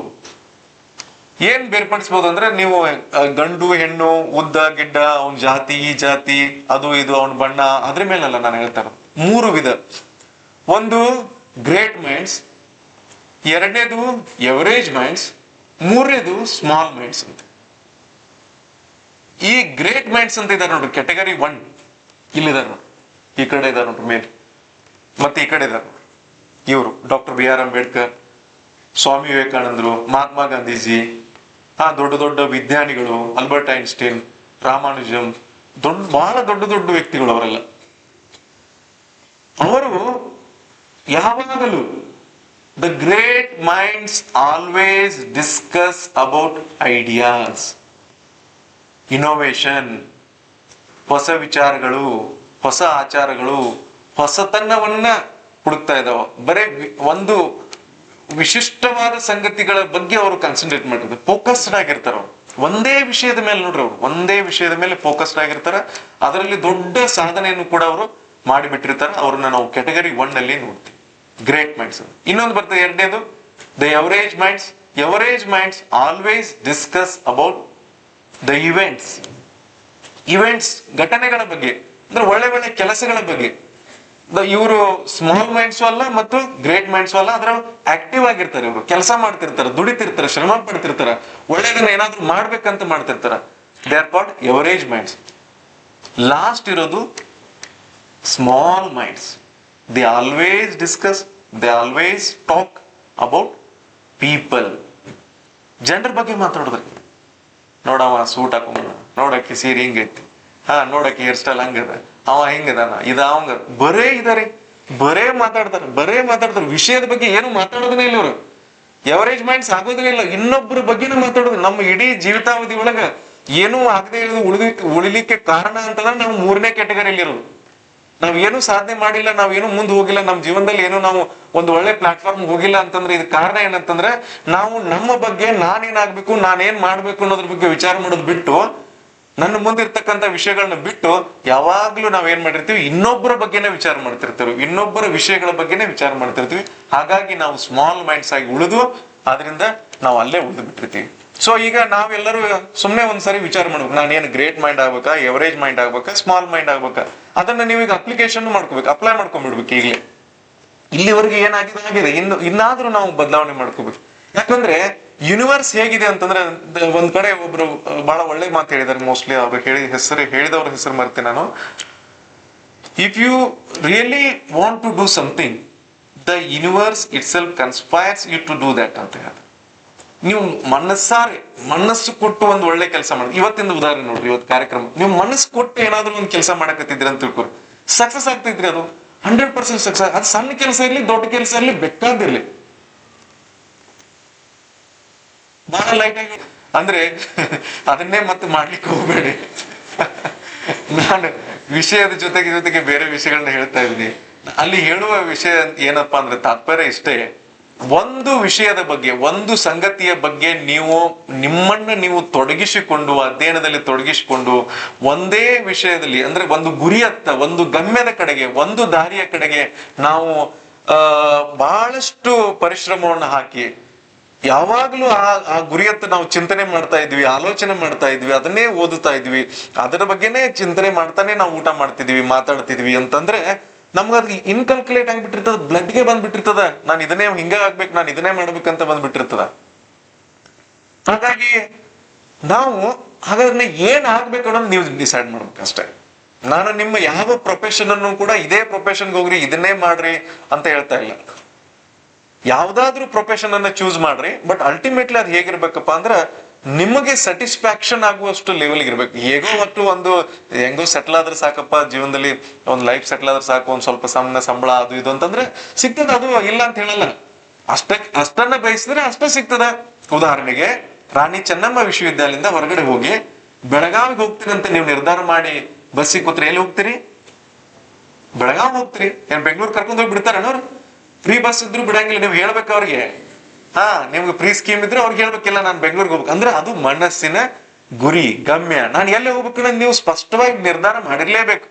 ಅವಾಗ ಮಾತ್ರ ನೀವು ಅಲ್ಲಿವರೆಗೆ ಪ್ರಯಾಣಿಸಲಿಕ್ಕೆ, ಮುಂದೆ ಹೋಗ್ಲಿಕ್ಕೆ ಸಾಧ್ಯ ಇದೆ. ಆ ಟ್ರಾವೆಲಿಂಗ್ ಅನ್ನ ಇಲ್ಲಿ ನಿಮ್ಗೆ ಅಡಾಪ್ಟ್ ಮಾಡ್ಕೊಡ್ರಿ. ಜೀವನದ ಟ್ರಾವೆಲಿಂಗ್, ನಿಮ್ಮ ಜೀವನದ ದಾರಿಯಲ್ಲಿ ಏನು ನೀವು ಸಾಗ್ಬೇಕಾಗಿದೆಲ್ಲ, ನಾನು ಎಲ್ಲಿವರೆಗೆ ಹೋಗ್ಬೇಕಪ್ಪ, ಯಾವ ಗುರಿಯರಿಗೆ ನಾನು ಮುಟ್ಟಬೇಕು ಅನ್ನೋದನ್ನ ನೀವು ನಿರ್ಧಾರ ಮಾಡ್ರಿ. ಅದರ ತಕ್ಕಂತೆ ತಯಾರಿಯನ್ನ ಮಾಡ್ಕೊಳ್ರಿ. ಈಗ ನೋಡ್ರಿ, ತಯಾರಿ ಅಂತ ಬಂತು, ಬೆಳಗಾವಿಗೆ ಹೋಗ್ಬೇಕಾರೆ ಏನ್ ತಯಾರಿ ಮಾಡ್ತೇವೆ?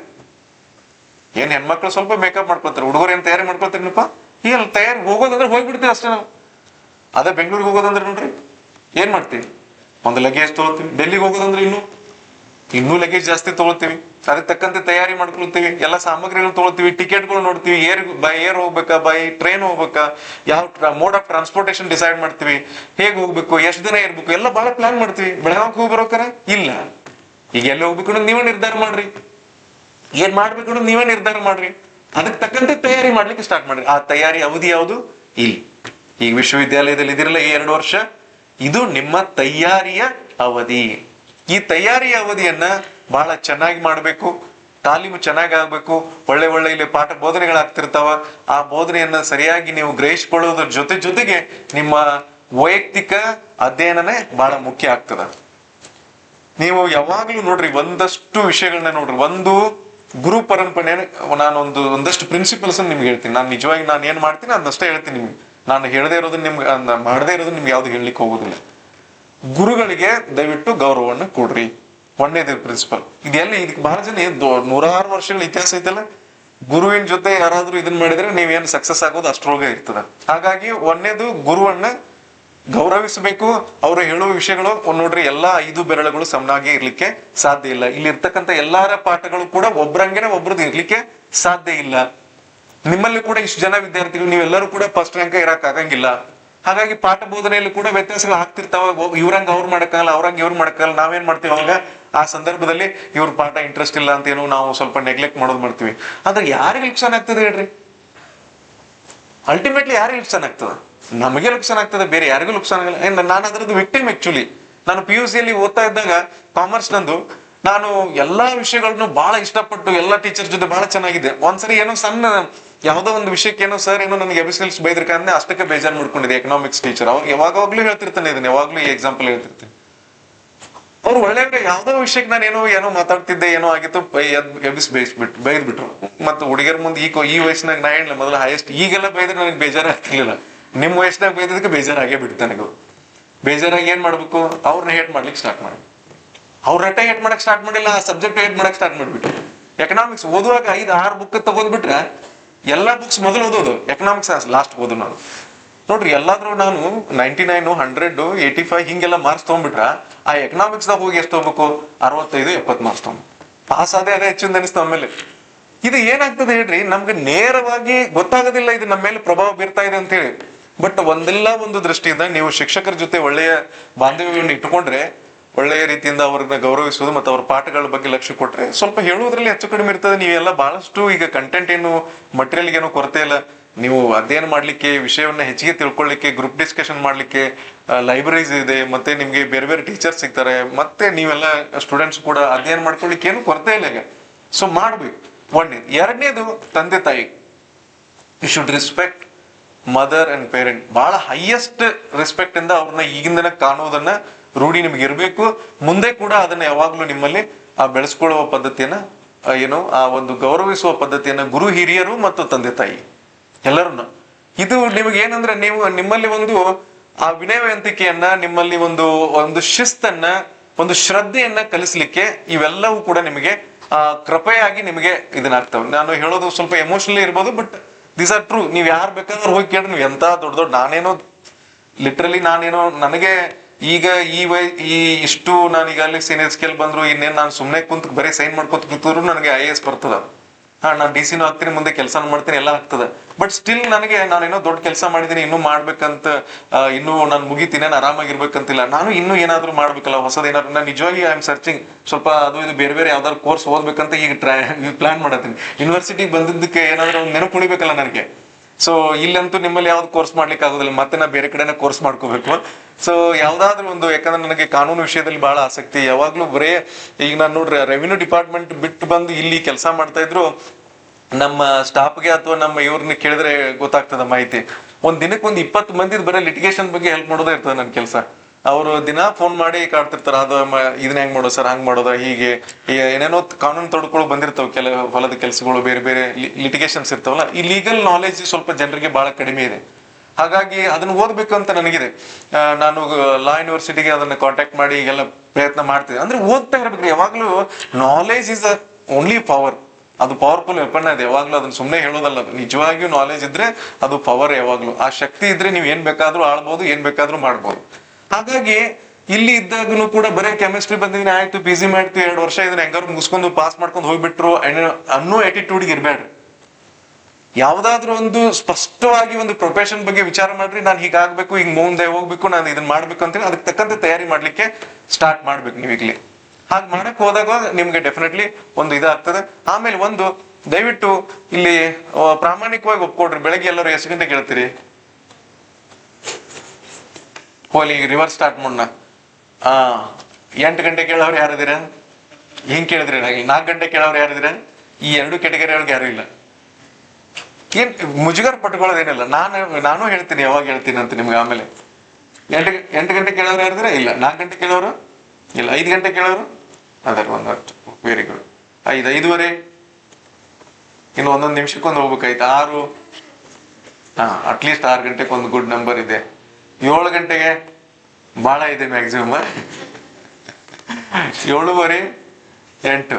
ಇದನ್ನ ಸ್ವಲ್ಪ ದಯವಿಟ್ಟು ಈ ಡಿಸಿಪ್ಲಿನ್ ಅನ್ನ ಬದಲಾಯಿಸ್ಕೊಡ್ರಿ. ಏನು ತಪ್ಪಿಲ್ಲ. ಈಗೆಲ್ಲ ನಾನು PUC SLC ಇದ್ದಾಗಲೇ ನಮ್ಮ ಅಜ್ಜ ಎಲ್ಲ ಬಾರಿ ಮಲಸ್ತಿದ್ರು ನನಗೆ, ಆರಾಮ್ ಮಕ್ಕಳು ಬಿಡ್ರಿ ಅಂತ. ಬಟ್ ರಾತ್ರಿ ಎಲ್ಲ ನೀರ್ ಹಸಕ್ ಹೋಗ್ತಿದ್ದೆ ನಾನು, ಅದು ಬಾತ್ ಬೇರೆ.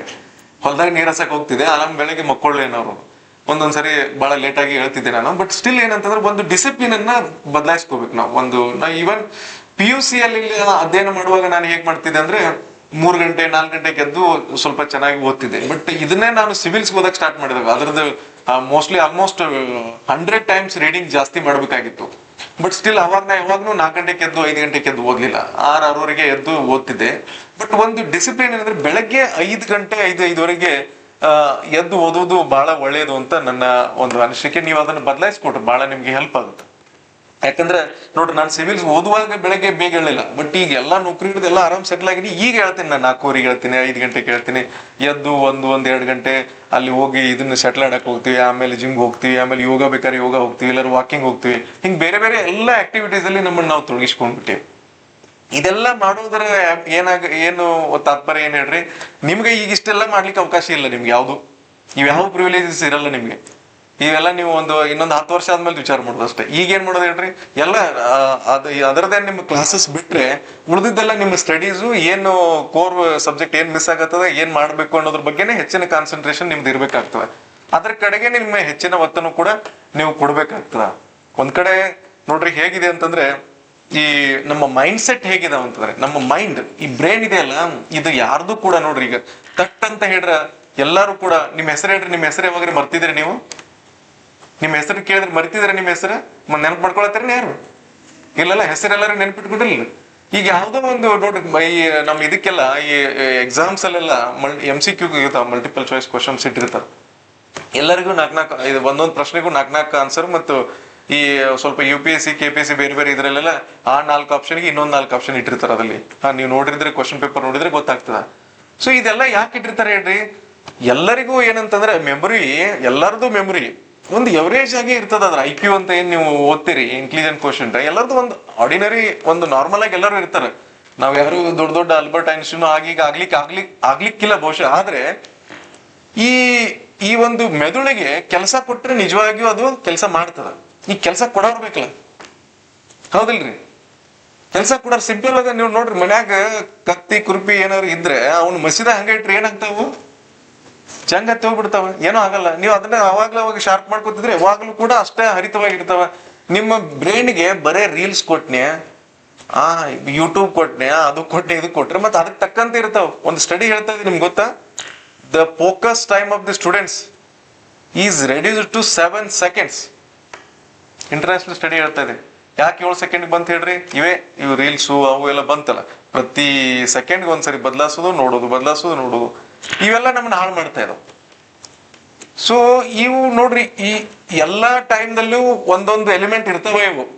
ಈಗ ಇವೆಲ್ಲ ಬಂದವ. ನಾವು ಓದುವಾಗ ಅವಾಗ ಟಿವಿ ಇತ್ತು, ಜಾಸ್ತಿ ಟಿವಿ ನೋಡೋದು, ಅದರಲ್ಲೆಲ್ಲ ಟೈಮ್ ಹಾಳಾಗ್ತಿತ್ತು. ಈಗ ಟಿವಿ ನೋಡೋದೆಲ್ಲ ಬಿಟ್ಬಿಟ್ರೆ ಎಲ್ಲ ಮೊಬೈಲ್ದಾಗೆಲ್ಲ ಟಿವಿನೂ ಬರ್ತದೆ, ಎಲ್ಲ ಬರ್ತದೆ. ಈಗ ಅದರಲ್ಲಿ ಇವೆಲ್ಲ ಬಂದಿದಾವೆ, ಇದರಿಂದ ನಮ್ ಟೈಮ್ ಹಾಳಾಗ್ತಾ ಇದೆ. ಈ ಟೈಮ್ ಮ್ಯಾನೇಜ್ಮೆಂಟ್ ಮಾಡೋದು 4ನೇದು. ಗುರು, ತಂದೆ ತಾಯಿ, ಹಿರಿಯರಿಗೆ ಗೌರವಿಸುವುದು, ನಿಮ್ಮ ಸಮಯಕ್ಕೆ ಬೆಲೆ ಕೊಡೋದು. ಈ 1ನೇದಕ್ಕೂ ಮತ್ತೆ 2ನೇದಕ್ಕೆ ಹೆಂಗ್ ಬೆಲೆ ಕೊಡ್ತಿಲ್ಲ, ಅವ್ರಿಗೆ ಎಷ್ಟು ಗೌರವ ಕೊಡ್ತಿಲ್ಲ, 3ನೇದಕ್ಕೆ ಯಾವ್ದು ಕೊಡ್ಬೇಕು? ಸಮಯಕ್ಕೆ ಅಷ್ಟೇ ಬೆಲೆ ಕೊಡಬೇಕು. ಇನ್ನು 4ನೇದು ಏನಪ್ಪಾ ಅಂದ್ರೆ, ಒಂದು ಸ್ಪಷ್ಟವಾಗಿ ಏನಾದ್ರೂ ಒಂದು ಗುರಿ ನಿರ್ಧಾರ ಮಾಡ್ಬೇಕು. ನಾ ಇನ್ನು 5 ವರ್ಷ ಆದ್ಮೇಲೆ ನಾನು ಏನ್ ಮಾಡ್ಬೇಕು.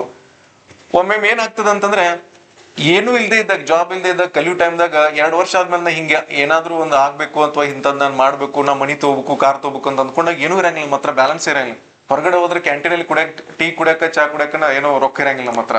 ಆದ್ರೂ ಕೂಡ ನೀವು ಒಂದು ದೊಡ್ಡ ಕನಸು ಕಾಣ್ಬೇಕು. ಮುಂದೆ ಇನ್ನು 10 ವರ್ಷದಲ್ಲಿ ನಾನು ಅಧ್ಯಯನದಲ್ಲಿ ಮಾಡಿ ಇಂಥ ಒಂದು ಸ್ಥಾನಕ್ಕೆ ಹೋಗಿ ನಾನು ಇಂಥ ವಾಹನದಲ್ಲಿ ನಾನು ತಿರುಗಾಡ್ಬೇಕು, ಇಂಥ ನನ್ನ ತಂದೆ ತಾಯಿಗೆ ಒಂದು ಮನೆ ನಾನು ಕಟ್ಸಿಕೊಡ್ಬೇಕು. ಹಿಂಗ್ ಗುರಿ ಇಟ್ಕೊಳಕ್ ಏನ್ ಹೋಗಿದಾರಿ? ಅವು ಡೆಫಿನೆಟ್ಲಿ ಸಾಕಾರ ಆಗ್ತಾವ. ಯಾವಾಗ ನೀವು ಇಟ್ಕೊಂಡು ಅದಕ್ಕೆ ತಕ್ಕಂತೆ ತಯಾರಿ ಮಾಡಕತ್ತೀರಿ ಅಂದ್ರೆ ಅವು ಖಂಡಿತವಾಗಿ ಸಾಧ್ಯ ಆಗ್ತದೆ. ಅದನ್ನ ಬಿಟ್ಟು ನಾವು ಏನೂ ಇಲ್ಲದೆ ಇದ್ರ ನ್ಯೂಟ್ರಲ್ ಆಗಿ ಹೋಗ್ಬಿಟ್ರೆ ಏನೂ ಆಗೋದೇನಿಲ್ಲ. ನಮ್ಗೆ ಯಾವ್ದು ಇದನ್ನೇ ಇಲ್ಲ ನೋಡ್ರಿ. ಟಾರ್ಗೆಟ್ಸ್ ಇಲ್ದಾಗ ಏನಾಗ್ತದೆ ಹೇಳ್ರಿ? ಈಗ ಟಾರ್ಗೆಟ್ಸ್ ಇಲ್ಲದೆ ಇದ್ದಾಗ, ಗುರಿಗಳೇ ಇಲ್ಲದೆ ಇದ್ದಾಗ ನಾವು ಅದ್ರ ಕಡೆ ಹೋಗೋದನೇ ಇಲ್ಲ. ಯಾವಾಗ ಗುರಿ ನಮ್ಮ ಮುಂದೆ ಇರ್ತದೋ ನಾವು ಅದ್ರ ಬಗ್ಗೆ ಪ್ರಯಾಣ ಮಾಡೋದನ್ನ ಮಾಡ್ತಿರ್ತೀವಿ. ಹಾಗಾಗಿ ನೀವು ಅದರ ಬಗ್ಗೆ ಸ್ವಲ್ಪ ಬಹಳ ಸೀರಿಯಸ್ ಆಗಿ ಒಂದು ಸ್ಪಷ್ಟವಾದ ಗಮ್ಯ ಗುರಿ ಏನಿದೆ ಅದನ್ನ ಇಟ್ಕೊಳ್ಳುವಂತ ಒಂದು ಪ್ರಯತ್ನವನ್ನು ಮಾಡ. ಒಂದ್ ಕಡೆ ಸ್ವಾಮಿ ವಿವೇಕಾನಂದರು ಇದನ್ನ ಹೇಳಿದರೆ, all power is within you. ಬಹಳ ಚೆನ್ನಾಗಿ ಹೇಳಿದ್ರು ಅವರು. All power is within you, you can do anything and everything. ಇದೇನು ಯಾರಿಗೂ ಒಬ್ರಿಗೆ ಹೇಳಿಲ್ಲ ನೋಡ್ರಿ. ದೊಡ್ಡ ದೊಡ್ಡ ಸಾಧನೆ ಮಾಡಿದವ್ರಿಗೆ ಯಾರಿಗೂ ಒಬ್ರಿಗೆ ಅವ್ರಿಗೆ ಅಷ್ಟೇ ಹೇಳಿದಾರೆ, ನಾವು ಯಾವಾಗ ಎಂದೋ ಹೇಳಿದಾರೆ, ಎಲ್ಲರಿಗೂ ಹೇಳಿದಾರೆ. ಇದು ಅಂದ್ರೆ ಇದು ಎಲ್ಲರಲ್ಲಿಯೂ ಕೂಡ, ನಿಮ್ಮಲ್ಲಿ ಎಲ್ಲರಲ್ಲಿಯೂ ಕೂಡ ವಿಶೇಷವಾದಂತಹ ಒಂದು ಶಕ್ತಿ ಸಾಮರ್ಥ್ಯ ನಿಮ್ಮಲ್ಲಿ ಇದೆ. ನೀವು ಏನು ಬೇಕಾದರೂ ಸಾಧನೆಯನ್ನ ಮಾಡಬಹುದು.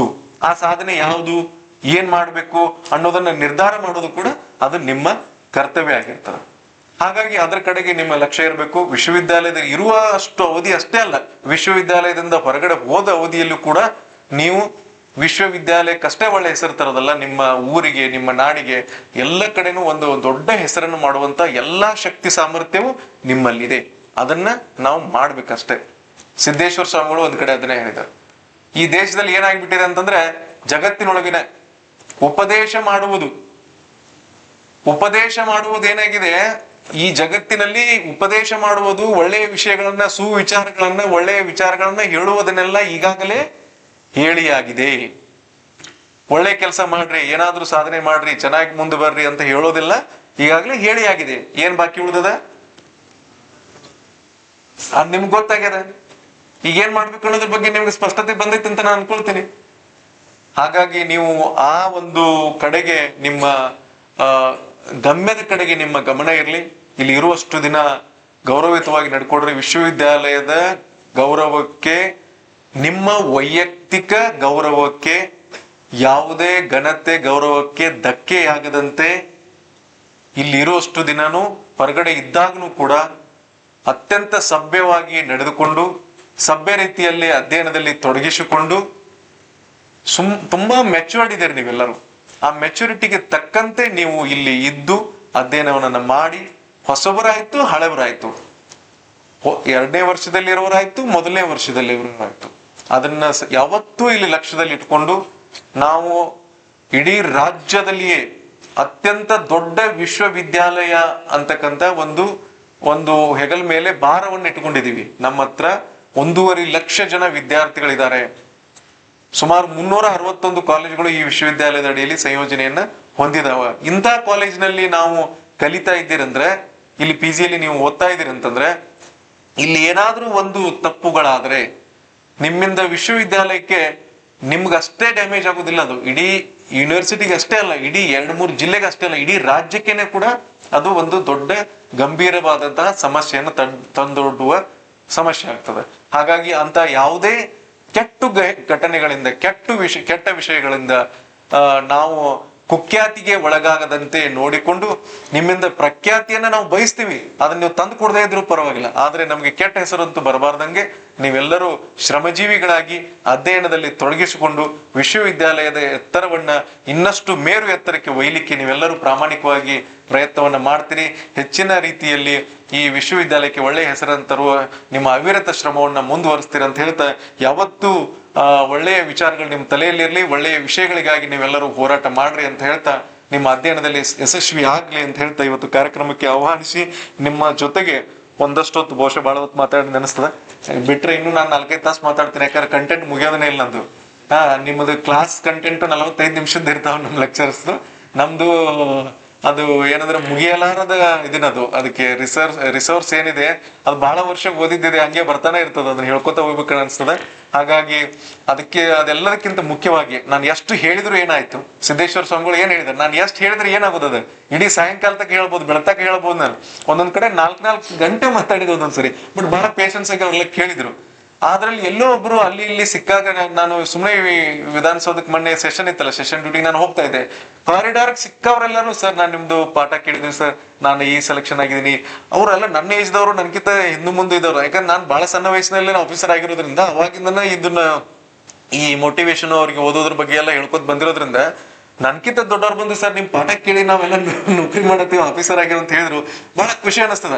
ಹಾಗಾಗಿ ಅಂತ ವಿಷಯಗಳ ಬಗ್ಗೆ ಬಂದಾಗ ಅದು ಒಳ್ಳೇದಾಗಿರ್ತದೆ. ಆ ನಿಟ್ಟಿನಲ್ಲಿ ನೀವು ಮುಂದೆ ವಿಶ್ವವಿದ್ಯಾಲಯದಲ್ಲಿ ಹೇಗೆ ಆಗ್ಬೇಕಪ್ಪ ಅಂತಂದ್ರೆ, ಒಂದು ಹಂತ ಇದನ್ನ ಗುರಿ ಇಟ್ಕೋಬೇಕಂದ್ರೆ, ಯೂನಿವರ್ಸಿಟಿ ಅವ್ರು ನಿಮ್ಮನ್ನ ಹುಡುಕ್ಯಾಡ್ ಕರ್ಕೊಂಡ್ಬರ್ಬೇಕು. ನಮ್ಮ ಹುಡುಗರಿ ನಮ್ಮ ಹುಡುಗಿರಕ್ಕೆ ಕರೆಸ್ರಿ, ಅವ್ರಿಗೆ ಒಂದು ಒಳ್ಳೆ ಕಾರ್ಯಕ್ರಮ ಮಾಡೋಣ, ಕುವೆಂಪು ಹಾಲ್ದಲ್ಲಿ ಮಾಡೋಣ, ಅವ್ರಿಗೆ ಕರೆಸಿ ಅವ್ರ ಕಡೆಯಿಂದ ಈ ಹುಡುಗರಿಗೆಲ್ಲರಿಗೂ ಸ್ವಲ್ಪ ಮಾರ್ಗದರ್ಶನ ಮಾಡೋಣ. ನಾವೆಲ್ಲ ಹೆಂಗ್ ಓದಿದ್ವಿ, ಹೆಂಗ್ ಓದಿದ್ದ ಹುಡುಗಿ, ಹೆಂಗ್ ಓದಿದ್ದ ಹುಡುಗ ಅಂತಕ್ಕಂಥ ಮಾತುಗಳನ್ನ ಇವ್ರಿಗೆ ಹೇಳಿಸ್ಬೇಕು. ಅದನ್ನೆಲ್ಲ ನಾವ್ ಎಲ್ಲ ಕಡೆ ಎಲ್ಲಾ ವಿದ್ಯಾರ್ಥಿಗಳಿಗೆ ಅದನ್ನ ಮುಟ್ಟಿಸ್ಬೇಕಂತಕ್ಕಂಥ ಭಾವನೆ ನಮ್ಮಲ್ಲಿ ಬರ್ಬೇಕು. ಅಂತದೇನಾರು ನೀವು ಒಳ್ಳೆ ಕೆಲಸ ಮಾಡ್ಬೇಕು. ಅದನ್ನ ಬಿಟ್ಟು ಏನೋ ಕೆಟ್ಟ ಕೆಲಸ ಆದಾಗ ಏನಾಗ್ಬಾರ್ದು ಹೇಳ್ರಿ, ಅವ್ನು ನಮ್ ಯೂನಿವರ್ಸಿಟಿ ಹುಡುಗ ಅಲ್ರಿ, ಅವ್ ಅಡ್ಮಿಷನ್ ಅಷ್ಟ ತಗೊಂಡಿದ್ದ, ಆದ್ರೆ ನಮ್ಮಲ್ಲಿ ಬಂದೇ ಇರ್ಲಿಲ್ಲ, ನಾವ್ ಯಾವಾಗೂ ಬರ್ತಾ ಇರ್ಲಿಲ್ಲ, ಆ ಹುಡುಗಿ ಬರ್ತಾ ಇರ್ಲಿಲ್ಲ, ಹಿಂಗ್ ಹೇಳೋ ಪರಿಸ್ಥಿತಿ ನಮಗ್ ಬರಬಾರ್ದು.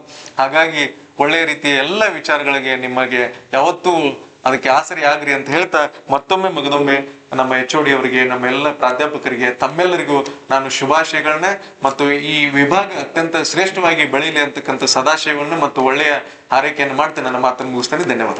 ಭಾರತೀಯ ವೀರ ಸನ್ಯಾಸಿ ಸ್ವಾಮಿ ವಿವೇಕಾನಂದರನ್ನು ಹೃದಯ ಮಂದಿರದಲ್ಲಿ ಸಿಗುತ್ತಾ ಎಲ್ಲರಿಗೂ ಶುಭ ಮಧ್ಯಾಹ್ನ. ಮೊದಲೇ ನಾನು ಪರಿಚಯ ಮಾಡ್ಕೊಡ್ತೀನಿ. ನನ್ನ ಹೆಸರು ಮಹಾಂತೇಶ್ ಬೆಳೆ ಅಂತ ಹೇಳಿ, ನಮ್ಮೂರು ಹುನಗುಂದ್ರಿ, ಬಾಗಲಕೋಟೆ ಡಿಸ್ಟ್ರಿಕ್ಟ್ನವರು. ನನಗೆ ಇಲ್ಲಿ ಯೂನಿವರ್ಸಿಟಿ ಒಳಗ ಸೀಟ್ ಸಿಕ್ಕಿದ್ದು ಭಾಳ ಹೆಮ್ಮೆ ಐತ್ರಿ ನನಗೆ. ಯಾಕಂದ್ರ ಯೂನಿವರ್ಸಿಟಿ ಒಳಗೆ ಇಲ್ಲಿ ಸೀಟ್ ಸಿಗಬೇಕಂದ್ರ ಇಲ್ಲೆಲ್ಲ ಕುಂತ ನಮ್ಮ ಫ್ರೆಂಡ್ಸಿಗೆಲ್ಲ ಗೊತ್ತೈತಿ ಎಷ್ಟು ಕಾಂಪಿಟೇಷನ್ ಇತ್ತು. ಆ ಕಾಂಪಿಟೇಷನ್ ಒಳಗೆ ನಮಗೆ ಸೀಟ್ ಸಿಕ್ಕೈತಂದ್ರ ನಾವು ಹೆಮ್ಮೆ ಪಡ್ಬೇಕಾಗೈತಿ.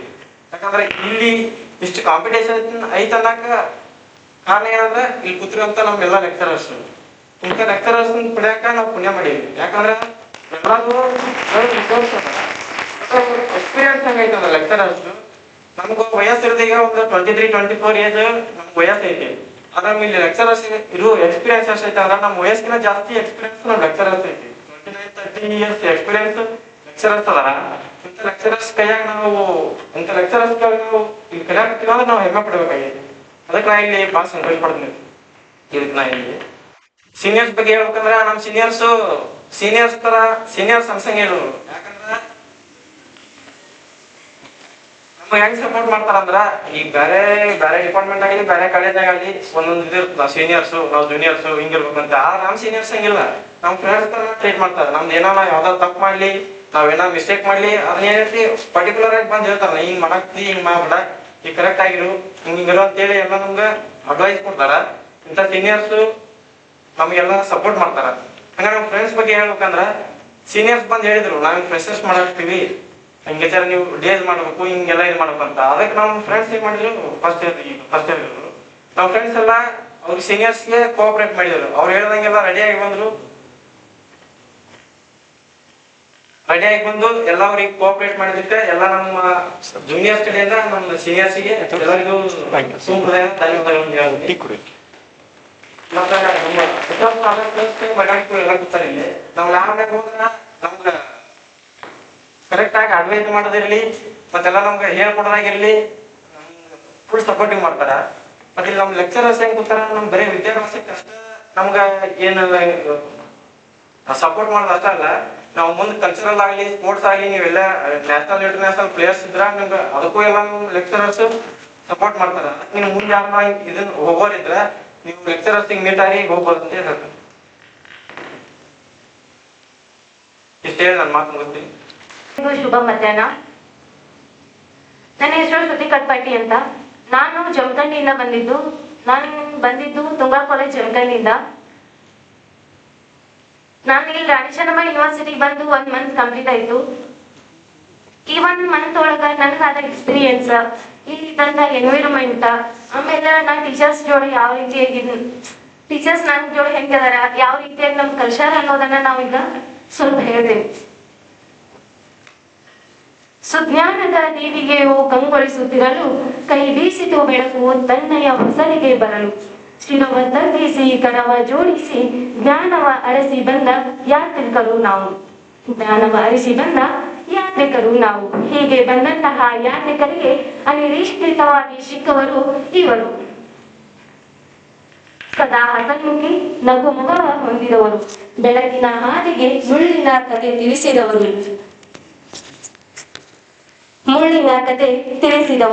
ಮುಳ್ಳಿನ ಹಾದಿಯು ಕ್ಷಣಿಕ, ಮುಂದೂಡಿರಿ ಎಂದು ಪ್ರೋತ್ಸಾಹಿಸಿದವರು. ಹೊರಗೆದಿರಿ, ಜೀವನ ಬಂದಂತೆ ಸ್ವೀಕರಿಸಿ ಎಂದವರು. ಬೋಧನೆಯನ್ನ ಮನಸ್ಸು ಮುಟ್ಟುವಂತೆ ಹಾಗೆ ಬೋಧಿಸಿದವರು. ಮಂಗಗಳ ಕಲ್ಪನೆ ತಂದು ನಮಗೆ ಪಾಠ ಬೋಧಿಸಿದವರು. ಪದಗಳೇ ಮುಗಿಯದ ವ್ಯಕ್ತಿತ್ವ ಅವರದು, ಅವರೇ ನಮ್ಮ ಬಿಪಿ ಸರು.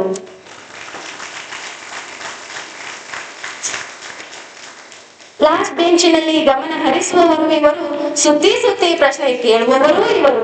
ಗೊತ್ತಿಲ್ಲದ ಗೊಂದಲದಲ್ಲಿದ್ದ ನಮಗೆ ಬಾಯಲ್ಲೇ ಉತ್ತರ ಬರುವ ಹಾಗೆ ಮಾಡುವವರು ಇವರು, ಅವರೇ ನಮ್ಮ ವಿದ್ಯಾಸಾಗರ್ ಗುರುಗಳು. ಸ್ವಯಂ ನಿರ್ಧಾರವೇ ಮೊದಲ ಮೆಟ್ಟಿಲು, ಸ್ವಯಂ ಹಾದಿಯಲ್ಲಿ ಮುಂದೂಡಿರಿ ಎನ್ನುವವರು. ಅವಲಂಬನೆ ಸ್ವಯಂ ಆಗಿದ್ದರೆ ಬಲವು ಎಂದವರು.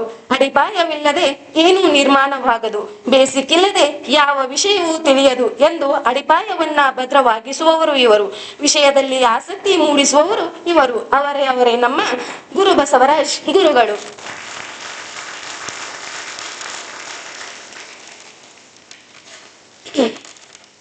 ಮಲ್ಕೊಂಡ್ಬಿಟ್ರಾ? ನನ್ ಕ್ಲಾಸಲ್ಲಿ ಹೇಳೋದು ಬರ್ಕೋರಯ್ಯ, ಅದು ಹೋದ್ರೆ ಬರಲ್ಲ ಎಂದು ನಮಗೆ ನೋಟ್ಸ್ ಮಾಡಲು ತಿಳಿಸುವರಯ್ಯ. ಕ್ಲಾಸಿಗೆ ಲೇಟ್ ಆದ್ರೂ ಬರೀ ಪರವಾಗಿಲ್ಲ, ನಿಮ್ ತೊಂದ್ರೆ ಗೊತ್ತಯ್ಯ ಎನ್ನುವರು. ಕ್ಲಾಸ್ ಟೈಮ್ ಆದ್ರೂ ನಿಂತ್ಕೋರಯ್ಯ, ಇದೊಂದು ಬರ್ಕೋರಯ್ಯ, ಇನ್ 10 ನಿಮಿಷ 5 ನಿಮಿಷ ಅಂತ ಬೋಧನೆ ಮಾಡುವವರು. ಕಾಂತದ ಹಾಗೆ ಆಕರ್ಷಣೆ ಮಾಡುವವರು ನಮ್ಮ ಕಾಂತರಾಜ್ ಸರು.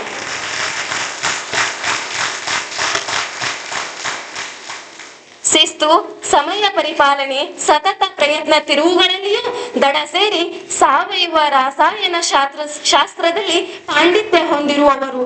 ಆಸಕ್ತಿ ಇಲ್ಲದವರಿಗೆ ಇವರ ಬೋಧನೆಯಿಂದಲೇ ಆಸಕ್ತಿ ಮೂಡುವ ಹಾಗೆ ಮಾಡುವವರು. ಯಾವುದನ್ನೂ ಆಗಲಿ ಹಾಗೆ ಕೊಡಲಾರೆ, ನಿಮ್ಮ ಪ್ರಯತ್ನ ನೋಡಿ ಅಂಕ ಕೊಡುವೆ ಎಂದು ಹೇಳಿ ವಿದ್ಯಾರ್ಥಿಗಳು ಓದಿನ ಕಡೆ ಗಮನ ಹರಿಸಲು ಎಚ್ಚರ ನೀಡುವವರು. ಕ್ಲಾಸಿನ ಮೂಲೆಯಲ್ಲಿ ನಡೆಯುವ ಪ್ರತಿಯೊಂದನ್ನು ಬಿಡದೆ ಗಮನ ಹರಿಸುವ ಶಿವನ ಹಾಗೆ ಮುಕ್ಕನ್ನನಾದವರು. ನಮ್ಮ ಶಿವನ ಸಮುದ್ರ ಹೊಂದಿದ ಪ್ರಖ್ಯಾತ ಪಡೆದ ಮಳವಳ್ಳಿಯ ಶ್ರೀಧರ್ ಗುರುಗಳು.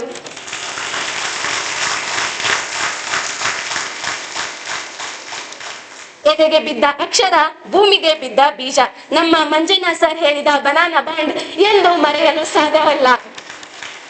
ಹಾಗೆ ಇವರು IQSC ಕೋಆರ್ಡಿನೇಟರ್ ಆಗಿ ಮತ್ತು ಶಿಕ್ಷಕರಾಗಿ ಯಾವುದೇ ಫಂಕ್ಷನ್ ಆಗ್ಲಿ, ಯೂನಿವರ್ಸಿಟಿದಾಗ ಯಾವುದೇ ಕಾರ್ಯಕ್ರಮ ಆಗ್ಲಿ ಅಲ್ಲೂ ಅಟೆಂಡ್ ಆಗಿ ನಮ್ ಕ್ಲಾಸಿಗೆ ಯಾವುದೇ ರೀತಿಯಾಗಿ ಲೇಟ್ ಆಗ್ಲಾರ್ದಂಗ ನಮಗ್ ಬೋಧನೆ ಮಾಡಿ, ಪ್ರಯೋಗಾಲಯದಲ್ಲಿ ನಮ್ಗೆ ಆಡು ಭಾಷೆಯಲ್ಲಿ ಹೇಳಿ ನಮ್ಗೆಲ್ಲಾನು ಅರ್ಥವಾಗುವಂಗ ಹೇಳ್ತಾರ.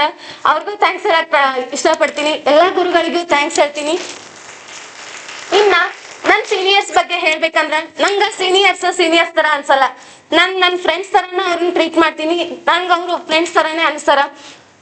ಅವ್ರು ಏನ್ ಫಸ್ಟ್ ನಮ್ಗೆ ಧೈರ್ಯ ಕೊಟ್ಟಿದ್ ಹೆಂಗಂದ್ರ, ಫಸ್ಟ್ ಇಲ್ಲಿ ಬಂದಾಗ ನಮ್ಗೆ ಯೂನಿವರ್ಸಿಟಿ ಹೆಂಗೈತೆ ಅಂತ ಗೊತ್ತಿರ್ಲಿಲ್ಲ. ಫಸ್ಟ್ ಹೊಸ ಜಾಗನ ಏನೂ ಗೊತ್ತಿರ್ಲಿಲ್ಲ.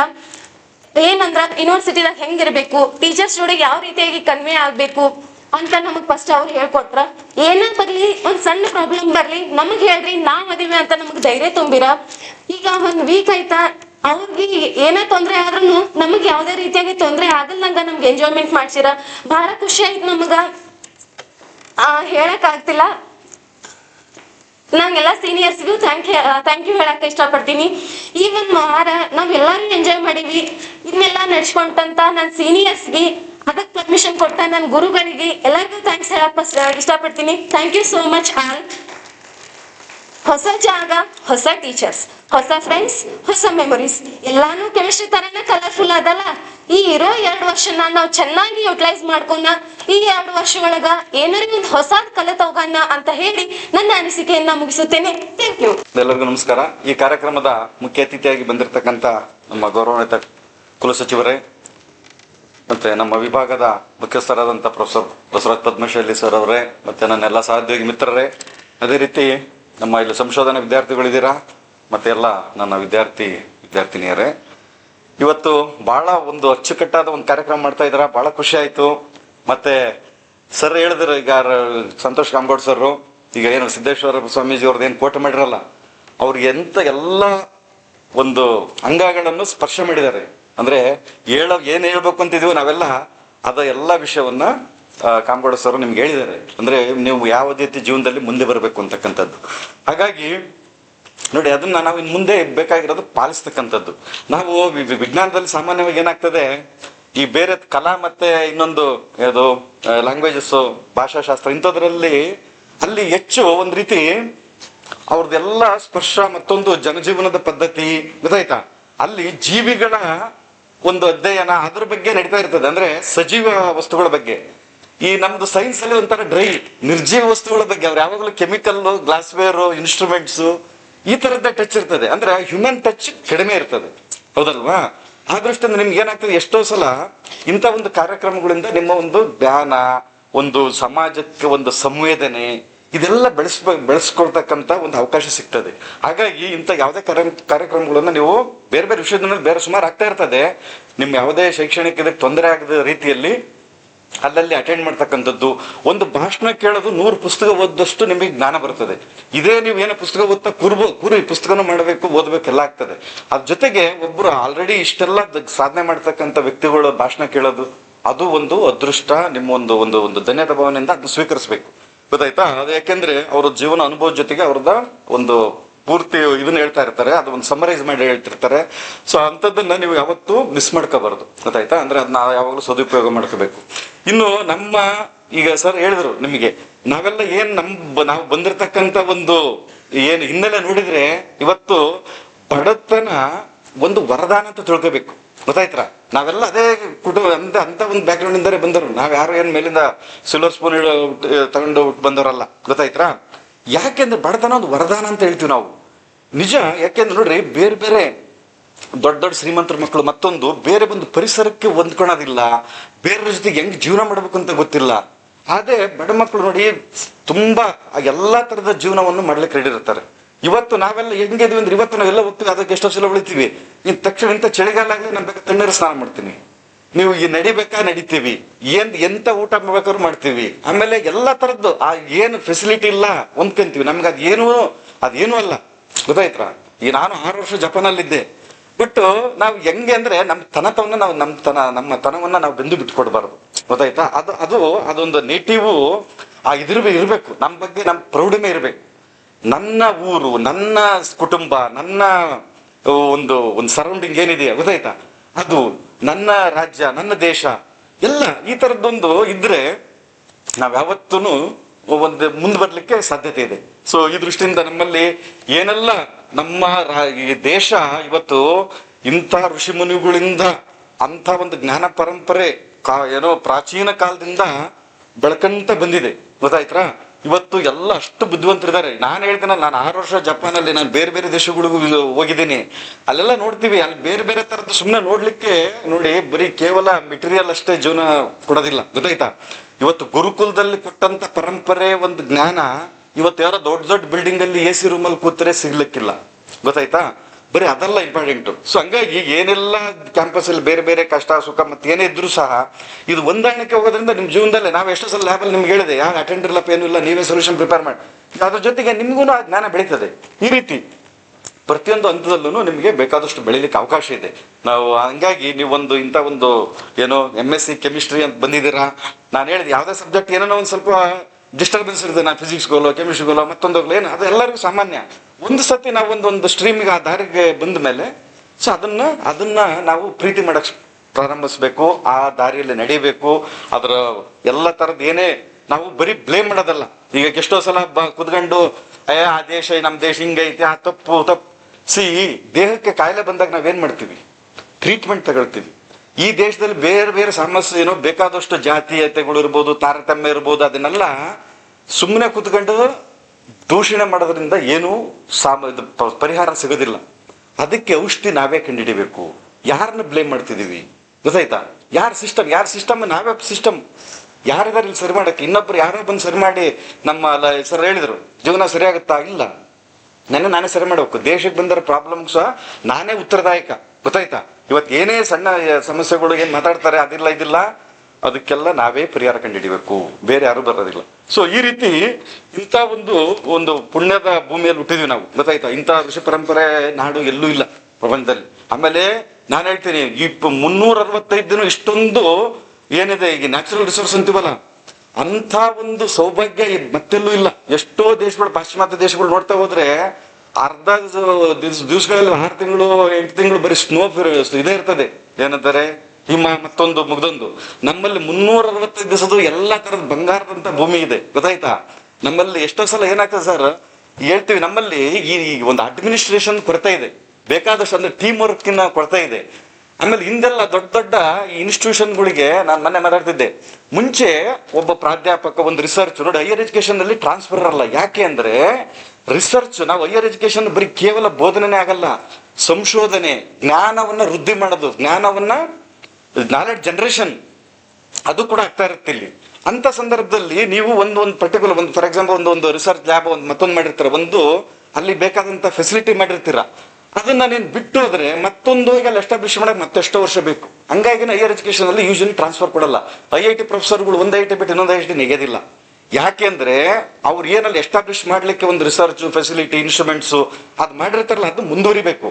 ಯೂಶಲಿ ಯೂಶಲಿ ಅಂತ ಒಬ್ಬ ಒಳ್ಳೆ ವಿದ್ಯಾರ್ಥಿನೇ ಮುಂದೆ ಅದೇ ಫ್ಯಾಕಲ್ಟಿಯಾಗಿ ತಗೊಳ್ತಾ ಇದ್ರು ಆ ಲ್ಯಾಬ್ಗೆನೆ. ಯಾಕೆಂದ್ರೆ ಅದು ಪರಂಪರೆ ಮುಂದುವರಿತಿತ್ತು. ಎಕ್ಸಾಂಪಲ್ ಹೇಳ್ಬೇಕಂದ್ರೆ ಮಂಗಳೂರು ಯೂನಿವರ್ಸಿಟಿ ಒಬ್ರು ಪ್ರೊಫೆಸರ್ ಸಿದ್ದಪ್ಪ ಅಂತ ಇದ್ರು, farmer vice chancellor of Bengaluru university. ಕೋಟಿಗಟ್ಟಲೆ ಇನ್ಸ್ಟ್ರೂಮೆಂಟ್ಸ್, ಎಕ್ವಿಪ್ಮೆಂಟ್, ಫೆಸಿಲಿಟಿ ಎಲ್ಲ ಮಾಡಿದ್ರು. ಈಗ ಒಂದ್ಸತಿ ಅವ್ರು ಏನಾದ್ರು ನಿವೃತ್ತಿಯಾಗಿ ಹೋದ್ರೆ ಮತ್ತೊಬ್ರು ಬರೋರು ಅದೇ ಫೀಲ್ಡ್ ಅಲ್ಲಿ ಕಂಟಿನ್ಯೂ ಮಾಡಕ್ ಆಗೋದಿಲ್ಲ. ಹಂಗಾಗಿ ಯೂಶಲಿ ಅವರ ವಿದ್ಯಾರ್ಥಿಗಳು ಅಂದ್ರೆ ಅದರಲ್ಲಿ ರಾಜಕೀಯ ಮತ್ತೊಂದು ಬರ್ತಿರ್ಲಿಲ್ಲ. ಯಾಕಂದ್ರೆ ಅವ್ರನ್ನು ಸಹ ಅಷ್ಟೇ ಜವಾಬ್ದಾರಿ ಆದಂತ ವ್ಯಕ್ತಿಗಳಾಗಿರ್ತಾರೆ, ರೂಪುಗೊಂಡಿರ್ತಾರೆ ಅಷ್ಟೊತ್ತಿಗೆ. ಸೊ ಆತರ ಇವೆಲ್ಲ ಸಿಸ್ಟಮ್ಗಳು ಇರ್ತದೆ. ಹಂಗಾಗಿ ಒಂದು ಹೈಯರ್ ಎಜುಕೇಶನ್ ನಮ್ಮಲ್ಲಿ ಏನಾಗಿದೆ ಇತ್ತೀಚೆಗೆ, ನಾನು ಸರ್ ಇದಾರೆ ಹೇಳ್ತೀನಿ,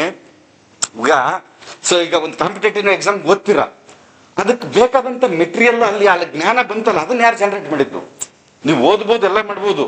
ಈಗ ಎಲ್ಲರೂ ಒಂದೇ ಪ್ರೊಫೆಷನ್, ಎಲ್ಲರೂ ನಾನು ಫಿಲ್ಮ್ ಆಕ್ಟರ್ ಆಗ್ತೀನಿ, ಎಲ್ಲರೂ ಅಡ್ಮಿನಿಸ್ಟ್ರೇಟಿವ್ ಆಫೀಸರ್ ಆಗ್ತೀನಿ, ಎಲ್ಲರೂ ಮತ್ತೊಂದೇನೋ ಆಗ್ತೀವಿ. ಅವು ನೋಡ್ಲಿಕ್ಕೆ ಫ್ಯಾಷನ್ ಆಗಿರ್ಬೋದು, ಬಟ್ ರಿಯಲ್ ಆಗಿ ನಾವು ಎಷ್ಟೋ ಸಲ ಏನಾಗ್ತದೆ, ಆ ನಾಲೆಡ್ಜ್ ಜನರೇಷನ್ ಯಾವುದೇ ಒಂದು ಉನ್ನತ ಸ್ಥಾನಕ್ಕೆ ಅಥವಾ ಒಂದು ಜ್ಞಾನ ಪರಂಪರೆ ಮತ್ತೊಂದು ಇದನ್ನೆಲ್ಲ ಮುಂದುವರಿಸ್ಕೊಂಡು ಹೋಗ್ಬೇಕು ಅಂದ್ರೆ ಒಂದು ಸ್ಯಾಕ್ರಿಫೈಸ್ ಇದ್ದೇ ಇರುತ್ತೆ. ಗೊತ್ತಾಯ್ತಾ?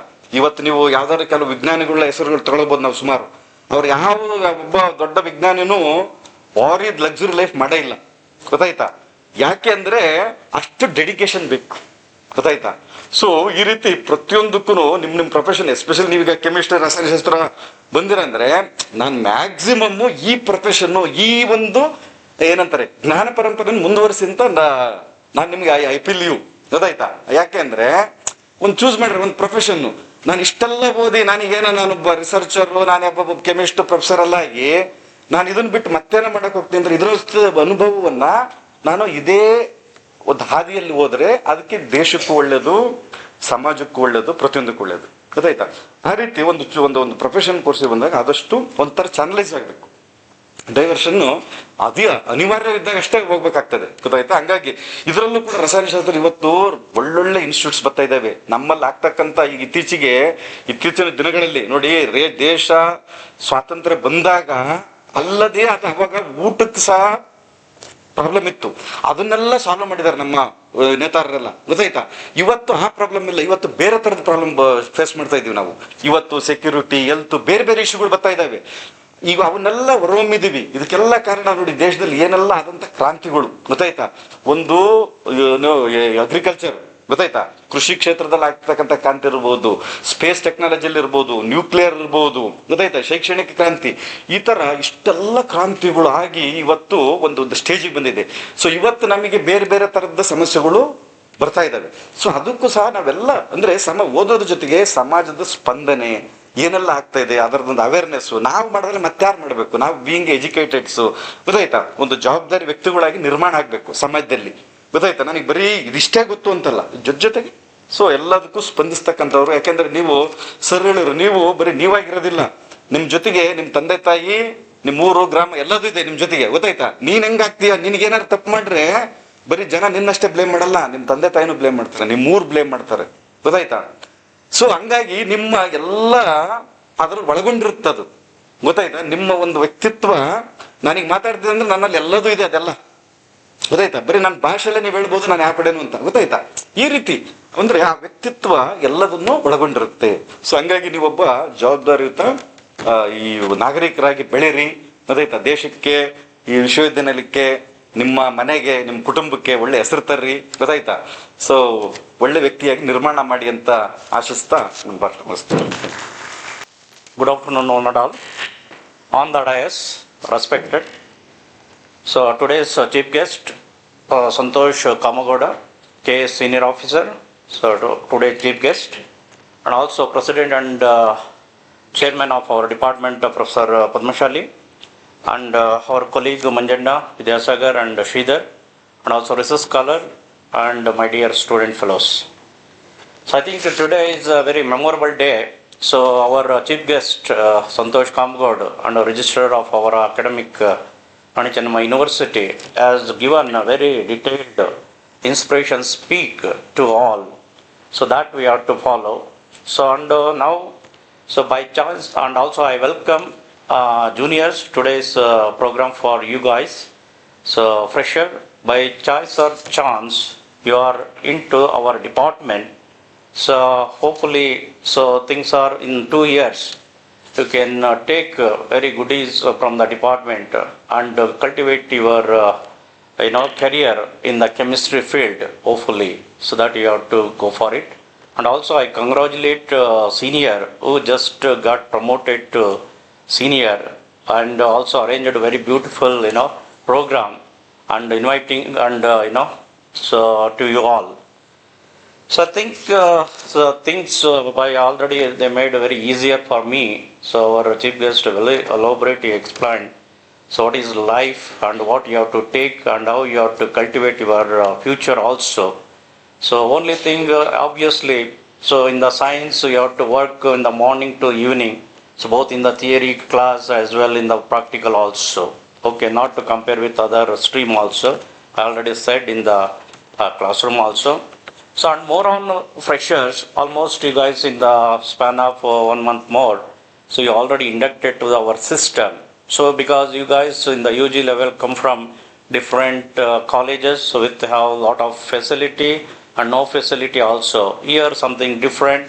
So fully our administrative already given assurance. Coming days we are going to have better things. So come to this, what are ample of opportunity there for you all, especially fresher as well senior. So come to the most because of in the science stream and today's competitive world. So you have to more concentrate on CSI, NET and KSET. That is going to help you to build your career in the better way. So that has to be worked on now onwards. Okay, that has to be done. So and come to the, because it gives a lot of employment, and obviously chemistry, it's a vast field. So you will get into different areas of employment, whether you take in food industry, whether in the pharmaceutical and many more. So in all the sector you have opportunity to explore. So that has to be done. And come to the scholarship, hopefully already you guys wake up. So a lot of scholarship you are going to get depend on the criteria, both SC, ST, OBC and minorities. Almost all 80 to 90% of our students are eligible to avail the facility from the scholarship. So Vidyasiri and all the fees, whatever you paid, you will get back.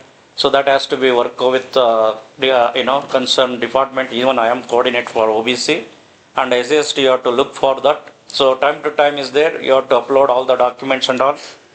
And come to the library, so decent and reachable library we have. So in that a lot of books and even e-books are available. You have to explore it whenever time limit. Even a small library in our department, you can utilize those things. So that has to be done. And also we are very good, with the grace of our administrator. So doctor's facility is there, time for you guys.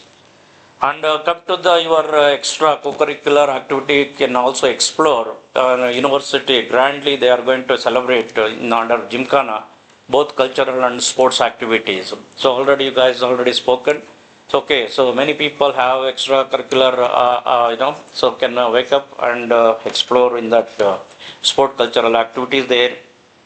And obviously in the final semester we have technical tour visit also, like visiting to the industry and institute, so that obviously you are going to get more inspiration for your life and all. So I think in this 2 years journey, hopefully you already said that we have in the department very good, so faculty members, 6 vast experience in both teaching as well research area. So all are having a very good contribution to their science field. So you can utilize them also. So come to this, so just quoting because already time up. So I'm going to close. Arise, awake, and stop not until the goal is reached. So said by Swami Vivekananda. And another APJ Abdul Kalam. Don't compare yourself with others. That has to be there. No one can play your role better than you. So that is done by APJ Abdul Kalam. With these few words, I think once again I welcome all the freshers for this department of chemistry, and also so I congratulate our seniors for arranging this wonderful program. So once again I wish you all. ವೇದಿಕೆ ಮೇಲೆ ಆಸೀನರಾಗಿರುವ ನಮ್ಮ ನಿಮ್ಮೆಲ್ಲರ ನೆಚ್ಚಿನ ರಾಣಿ ಚೆನ್ನಮ್ಮ ವಿಶ್ವವಿದ್ಯಾಲಯದ ಕುಲಸಚಿವರಾದ Santosh Kamagowda sir ಅವರೇ, KS ಹಿರಿಯ ಶ್ರೇಣಿ ಹಾಗೂ ರಸಾಯನಶಾಸ್ತ್ರ ವಿಭಾಗದ ಮುಖ್ಯಸ್ಥರಾದ ಬಸವರಾಜ್ ಪದ್ಮಶಾಲಿ ಸರ್ ಅವರೇ, Manjanna sir, Kantharaj sir and Vidyasagar and Guru Basavaraj, in absence of Guru Basavaraj sir, ಭಾಳ ವಿಸ್ತಾರವಾಗಿ ಸುಮಾರು ಸುದೀರ್ಘ ಒಂದು 40 ನಿಮಿಷಗಳ ಕಾಲ ಅವರ ಅನುಭವನ ಹಂಚ್ಕೊಂಡ್ರು ಸರ್. ಇದೇ ಮೊದಲ ಬಾರಿ ಈ ಕಾರ್ಯಕ್ರಮ ಕುವೆಂಪು ಹಾಲ್ನಲ್ಲಿ ಆಯೋಜಿಸಿರೋದು ನನಗೆ ಭಾಳ ಖುಷಿ ತಂತು. ಸೀನಿಯರ್ಸು ಮತ್ತು ಇಲ್ಲಿ ಈ ಕಾರ್ಯಕ್ರಮ ಆಯೋಜನೆ ಮಾಡ್ಕೊಂಡಿರೋ ವಿಶ್ವವಿದ್ಯಾಲಯಕ್ಕೆ ಕೃತಜ್ಞತೆ ಸಲ್ಲಿಸೋಕೆ ಇದು ಮಾಡ್ತೀನಿ. ಫಸ್ಟ್ ಟೈಮ್ ನಮ್ಮ ಫ್ರೆಷರ್ಸ್ ಪಾರ್ಟಿ ಇದೇ ಮೊದಲು ಕುವೆಂಪು ಹಾಲಲ್ಲಿ ನಡೀತಾ ಇರೋದು. ಮತ್ತು ಈ ಕಾರ್ಯಕ್ರಮಕ್ಕೆ ನಮ್ಮ ರಿಜಿಸ್ಟರ್ ಸರ್ ಬಂದಿರೋದು ಇನ್ನೂ ತುಂಬಾ ಖುಷಿ. ಯಾಕಂದರೆ ಅವರಲ್ಲಿ ಅವರು ಬಡತನದಲ್ಲಿ ಹುಟ್ಟಿ ಆ ಒಂದು ಸಾಧನೆ ಮಾಡಿರೋದು ನಿಜಕ್ಕೂ ಆಶ್ಚರ್ಯ. ಅಂದರೆ ಎಷ್ಟು ನಾನು LIC ಹೋಗುವಾಗ ನೋಡಿದೆ, ಅವ್ರ ಊರ ಮೇಲೆ ಹೋಗೋ ಭಾಗ್ಯ ಸಿಕ್ತು. ಅಂದರೆ ರಾಯಬಾಗು, ಕುರ್ಚಿ, ಆರೋಗ್ಯರಿ ಆ ಭಾಗದಲ್ಲಿ ಎಲೆಕ್ಷನ್ LIC ವಿಸಿಟ್ ಇತ್ತು. ಆ ಟೈಮಲ್ಲಿ ಅವ್ರ ಊರು ನೋಡಿ ಬಂದೆ. ಕಬ್ಬೂರು, ಅದು ಬೆಳ್ಳದ ಬಾಗೇವಾಡಿ, ಕಬ್ಬೂರು, ಚಿಕ್ಕೋಡಿ ಡಿಸ್ಟ್ರಿಕ್ಟ್ ಬರುತ್ತೆ. ಆ ಒಂದು ಗ್ರಾಮದಲ್ಲಿ ಜನಿಸಿ ಇಷ್ಟು ಎತ್ತರ ಮಟ್ಟದಲ್ಲಿ ಬಂದಿದ್ದಾರೆ ಅಂದರೆ ಅದು ನಿಜಕ್ಕೂ ಗ್ರೇಟ್ ಸರ್. ಭಾಳ ಬಡತನದಲ್ಲಿ ಇದ್ದು ಅವರ ಅನುಭವಗಳನ್ನ ಸಾಕಷ್ಟು ನಿಮಗೆಲ್ಲ ಹಂಚ್ಕೊಂಡಿದ್ದಾರೆ. ನಾನು ಮೊದಲನೇಗೆ ಸೀನಿಯರ್ಸ್ ಈ ಕಾರ್ಯಕ್ರಮ ತುಂಬ ಅಚ್ಚುಕಟ್ಟಾಗಿ ಆಯೋಜನೆ ಮಾಡಿದರೆ, ಮತ್ತು ಯಾವುದೇ ಅಂದರೆ ಯಾವುದೇ ಇದು ಏನೂ ಆಗಿಲ್ಲ. ಮತ್ತು ಮೊದಲನೇ ಇದು ನೆಕ್ಸ್ಟ್ ಜೂನಿಯರ್ಸ್ಗೆ ವೆಲ್ಕಮ್ ಹೇಳ್ತಾ, ನಾನು ಈಗಾಗಲೇ ಮೊದಲ 2 ತರಗತಿಗಳು ನಾನು ಎಲ್ಲ ಮೋಟಿವೇಶನ್, ನನ್ನ ಏನಿರುತ್ತೆ ನಂದು ಮೋಟಿವೇಶನ್ ಸ್ಪೀಚ್ ಅಂತೂ ನಾನು ನಿಮಗೆ ಹೇಳಿದ್ದೀನಿ ಆದಷ್ಟು. ಇನ್ನು ಮತ್ತೇನು ಎಲ್ಲರಿಗೂ ಗೊತ್ತು ನನ್ನ ಬಗ್ಗೆ. ಟೈಮು, ಡಿಸಿಪ್ಲಿನು, ಅದೊಂದು ನಾನು ಅದಕ್ಕೆ ಮಾತ್ರ ಯಾವುದೇ ಕಾರಣಕ್ಕೂ ನಾನು ಇದು ಮಾಡಲ್ಲ. ಕ್ಲಾಸ್ ಟೈಮ್ ಏನಿರುತ್ತೆ ಟೈಮ್ ಬರಬೇಕು. ನೀವು ಲೇಟ್ ಬಂದ್ರೆ ನಾನು ನೀವೇನೇ ಹೇಳಿದ್ರು ನಾನು ಕರ್ಕೊಳ್ಳಲ್ಲ. ಈಗಾಗಲೇ ಅನುಭವ ಆಗಿದೆ ನಿಮಗೆ. ಕ್ಲಾಸ್ ಅಂತೂ ಕ್ಲಾಸ್ ಸರಿ ಟೈಮಿಗೆ ಹೋಗೋದು, ಸರಿ ಟೈಮಿಗೆ ಇರ್ತೀನಿ, ಸರಿ ಟೈಮಿಗೆ ಬರ್ಬೇಕು. ನೀವು ಅದನ್ನ ಕಲೀರಿ. ಹೆಚ್ಚು 2 ವರ್ಷ ಅಧ್ಯಯನದಲ್ಲಿ ತೊಡಗಿಸ್ಕೊಳ್ರೆ, ಮುಂದೆ ಒಂದು ಗುರಿ ಇಟ್ಕೊಳ್ರಿ. ರಸಾಯನಶಾಸ್ತ್ರ ಬಂದಿದ್ರೆ ಇದು ಒಳ್ಳೆ ಆಪರ್ಚುನಿಟಿ ಇದೆ. ಮತ್ತೆ MScಗೆ ಅಂದ್ರೆ ಅರ್ಧಕ್ಕೆ ನಿಲ್ಸ್ಬೇಡ್ರಿ. MSc ಅಂದ್ ಮುಗೀತು ಅಷ್ಟೇ, ನಮ್ಮ ನೆಕ್ಸ್ಟ್ ಟೀಚಿಂಗ್ ಹೋಗೋಣ. ನೀವು ಅದನ್ನ ಗುರಿ ಇಟ್ಕೊಳ್ರಿ. ಏನೋ ಒಂದು ರಿಸರ್ಚ್ ಮಾಡ್ಬೇಕು, ಏನೋ ವಿಜ್ಞಾನಿ ಆಗ್ಬೇಕು, ಆ ಥರ ಆಸೆ ಇಟ್ಕೊಂಡು ಮುಂದೆ ನುಗ್ಗಿ. ಅದು ನಿಮ್ಮ ಗುರಿ ಇಟ್ಟಾಗ ಮಾತ್ರ ಅದನ್ನ ಸಾಧನೆ ಮಾಡಕ್ ಸಾಧ್ಯ ಆಗುತ್ತೆ.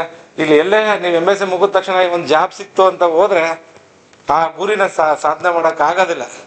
ನಾವೆಲ್ಲರೂ ಆ ಥರ, ನಾನು MSc ಸಿಕ್ಕಿದ್ದಾಗ ಕಂಪ್ನಿ ಸೆಲೆಕ್ಟ್ ಆಗಿದ್ದು ನಿಮ್ದು ಕ್ಯಾಂಪಸ್ ನಿಮ್ಗೆ ಆಲ್ರೆಡಿ ಹೇಳಿದ್ರೆ, ನಾ ಕಂಪ್ನಿಗೆ ಹೋಗಿದ್ರೆ ನಾನು PhD ಮಾಡಿ ನಿಮ್ಮ ಮುಂದೆ ನಿಲ್ಲಕ್ಕೆ ಆಗ್ತಿರ್ಲಿಲ್ಲ. ನಾನು ಅದು ಕ್ಯಾಂಪಸ್ಸಲ್ಲಿ 6 ಜನ, ಹೈದರಾಬಾದ್ 6 ಜನ ರೆಡ್ಡಿಸ್ ಲ್ಯಾಬ್ರೇಟರೀಸ್ ಸೆಲೆಕ್ಟ್ ಆಗಿತ್ತು, ಸಿಪ್ಲಾದ ಸೆಲೆಕ್ಟ್ ಆಗಿತ್ತು. ಅಲ್ಲೇನಾದ್ರು ನಾ PhD ಬರಲಿಲ್ಲ ಅಂದ್ರೆ ನಾನು ಈ ಒಂದು ಪ್ರೊಫೆಸರ್ ಆಗಕ್ಕೆ ಚಾನ್ಸ್ ಇರಲಿಲ್ಲ. ಅಲ್ಲಿ ರಿಸರ್ಚ್ ಸೈಂಟಿಸ್ಟ್ ಆಗಿರ್ಬೋದಾಗಿತ್ತು ಅಲ್ವಾ.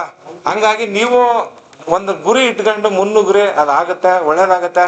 ಮತ್ತೆ ಮೊಬೈಲ್ದ ಒಂದು ಸ್ವಲ್ಪ ಅದ್ರ ಟೈಮ್ ಕೊಡೋದನ್ನ ನೀವು ಓದೋದ್ ಕಡೆಗೆ ಹೆಚ್ಚು ಗಮನ ಕೊಟ್ರೆ ತುಂಬಾ ಇದಾಗತ್ತೆ. ಆ ಟೈಮ್ನ ಹೆಚ್ಚು ಓದೋದಕ್ಕೆ ಓದೋದಕ್ಕೆ ಗಮನ ಕೊಟ್ರೆ ಏನು ಇದಾಗಲ್ಲ. ಅಂದ್ರೆ ಲಾಸ್ ಆಗಲ್ಲ ನಿಮ್ಗೆ ಹೆಚ್ಚು. ಹಂಗಾಗಿ ಹೆಚ್ಚು ಓದ್ರಿ, 2 ವರ್ಷ ಅಧ್ಯಯನದಲ್ಲಿ ತೊಡಗಿಸ್ಕೊಳ್ರಿ. ಮುಂದೆ ಒಂದು ಹೆಸರು ಮಾಡ್ರಿ. ಅದು ನಿಮ್ಮ ತಂದೆ ತಾಯಿಗಳಿಗೆ, ಗುರುಗಳು, ನಾವೆಲ್ಲ ನೆನ್ಸ್ಕೊತೀವಿ ನಮ್ಮ ಸ್ಟೂಡೆಂಟ್ ಇಲ್ಲಿದ್ದಾರೆ, ಇಲ್ಲಿ ಈ ಡಿಸ್ಟಿಕ್ ಅಲ್ಲಿ ಇದ್ದಾರೆ, ಇಲ್ಲಿ ಎಲ್ಲಾ ಕಡೆ ಈ 4 ಈಗಾಗಲೇ 11 ವರ್ಷ ಕಳೆದ್ವಿ ನಾವು. ಈಗೆಲ್ಲ ಅಪಾಯಿಂಟ್ ಆಗಿ ನಾವೆಲ್ಲರೂ ಒಟ್ಟಿಗೆ 2013 ಬಂದವರು. ಈಗಾಗಲೇ 11 ವರ್ಷ ತುಂಬಿಸಿದ್ದೀವಿ. ಈಗ 12ನೇ ವರ್ಷ ಈಗ ನಮ್ದು ಜರ್ನಿ. ಹಂಗಾಗಿ ಎಲ್ಲರಿಗೂ ಒಳ್ಳೇದಾಗ್ಲಿ. ನಂಗೆ ಒಂದ್ ಎರಡು ಮಾಡಕ್ಕೆ ಅವಕಾಶ ಕೊಟ್ಟಂತ ಎಲ್ಲರಿಗೂ ಧನ್ಯವಾದಗಳನ್ನ ತಿಳಿಸ್ತಾ ಈ ಮಾತು ಮುಗಿಸ್ತೇನೆ. ಸಾಕು. Good afternoon to everyone. I will make myself very short because already time is going. Actually, speaking after all the professor speech and before the presidential speech is very difficult for me. And we have a very good right person with us, Honorable Registrar Santosh sir on the dais and my dear friends of the dais. First, I would like to thank the seniors for arranging this function here. Second thing, I officially welcome the juniors. Unofficially we have did, but officially we are welcoming you today. Honorable Registrar Sir Santosh sir already touched all the corners. No corner left to speak to me now. But still, I will try my level best within a short time. I will start with the baby. With the one story is there. The baby, 4-year-old baby, asked the balloon seller. Actually, this I told 3 years back, but I remember now also because some codes will apply for every year. Only students are different. But the 4-year-old baby asked the balloon seller, "Will this red balloon fly high in the sky?" Yes, it will. Then he asked again the green balloon. Yes, of course, 100%. And the pink balloon, certainly it will fly. It will.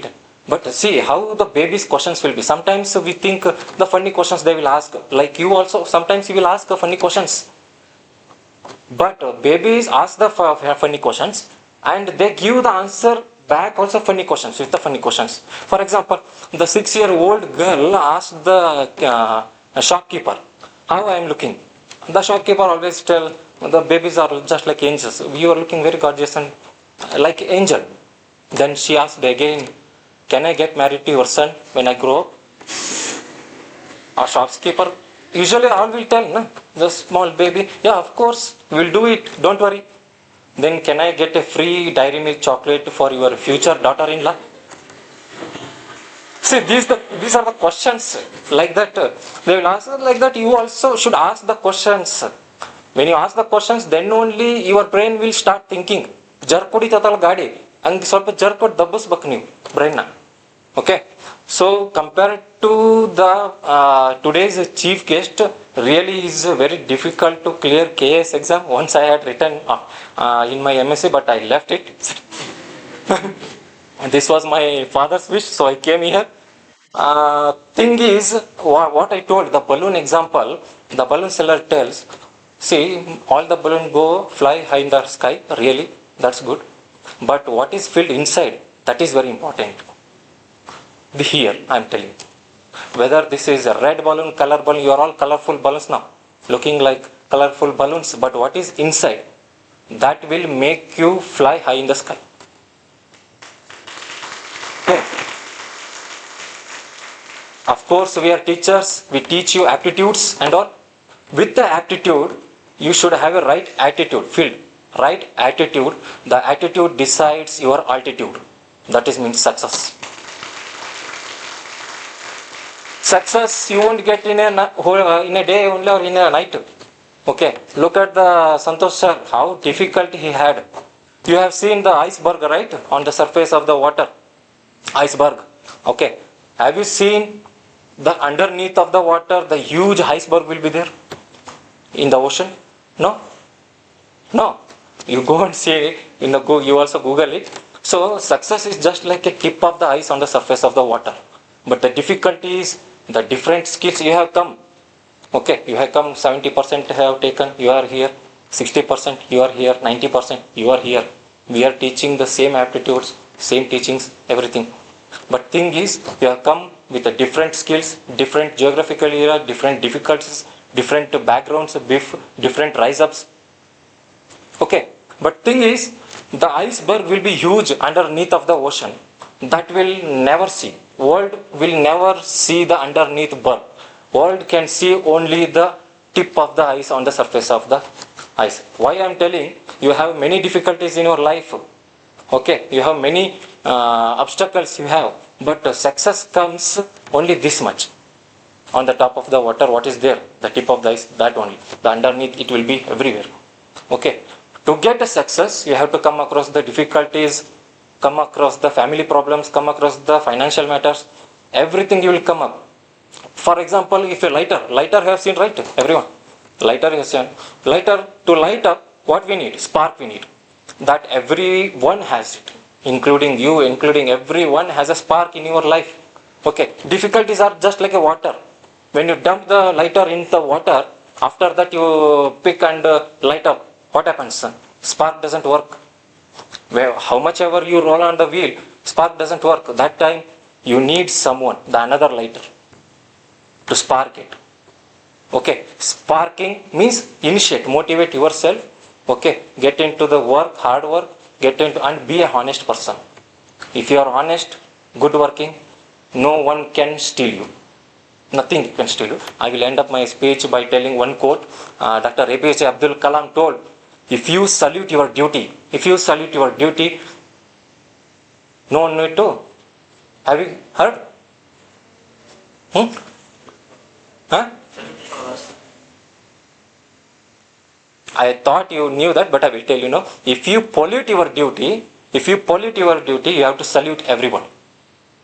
If you pollute your duty, you have to salute everyone.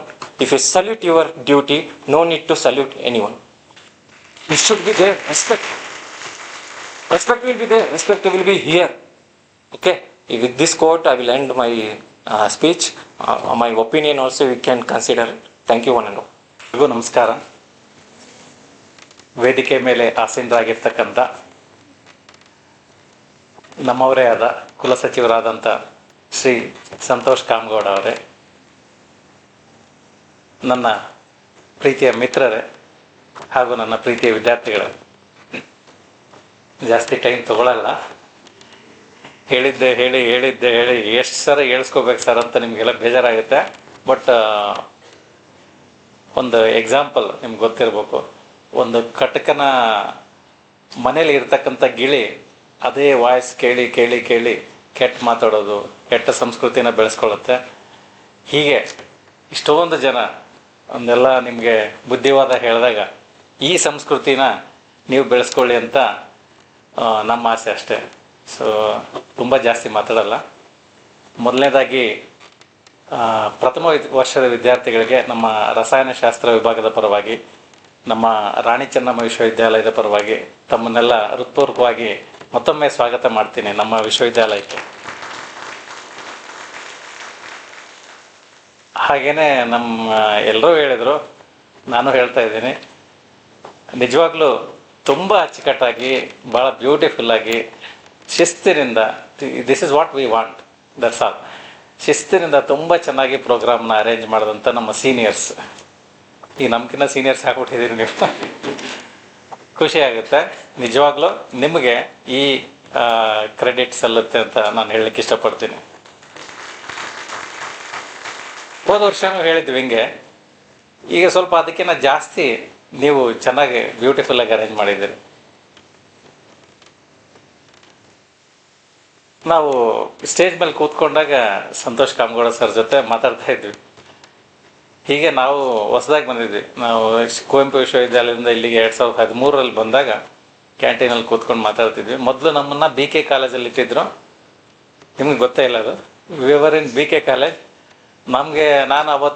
ನಾನು ಮಂಜಣ್ಣ ಬಂದು ನಮ್ಮ wise ಚಾನ್ಸಲರ್ಗೆ ಹೇಳಿದ್ವಿ, sir ನಮ್ಮ ಮನೇಲೇ ಇರ್ಬೇಕು, ನಾವು ಬೇರೆಯವ್ರ ಮನೇಲಿ ಇಡಬೇಡಿ, ನೀವು ಎಲ್ಲಿಟ್ರು ನಾವು ಇಲ್ಲಿ ಇರ್ತೀವಿ ಅಂತಂದು ಹೇಳಿ ನಾವು ಯೂನಿವರ್ಸಿಟಿಗೆ ಶಿಫ್ಟ್ ಆದ್ವಿ. ಹಾಸ್ಟೆಲಲ್ಲಿ ನಮ್ಗೆ ಜಾಗ ಕೊಟ್ಟರು.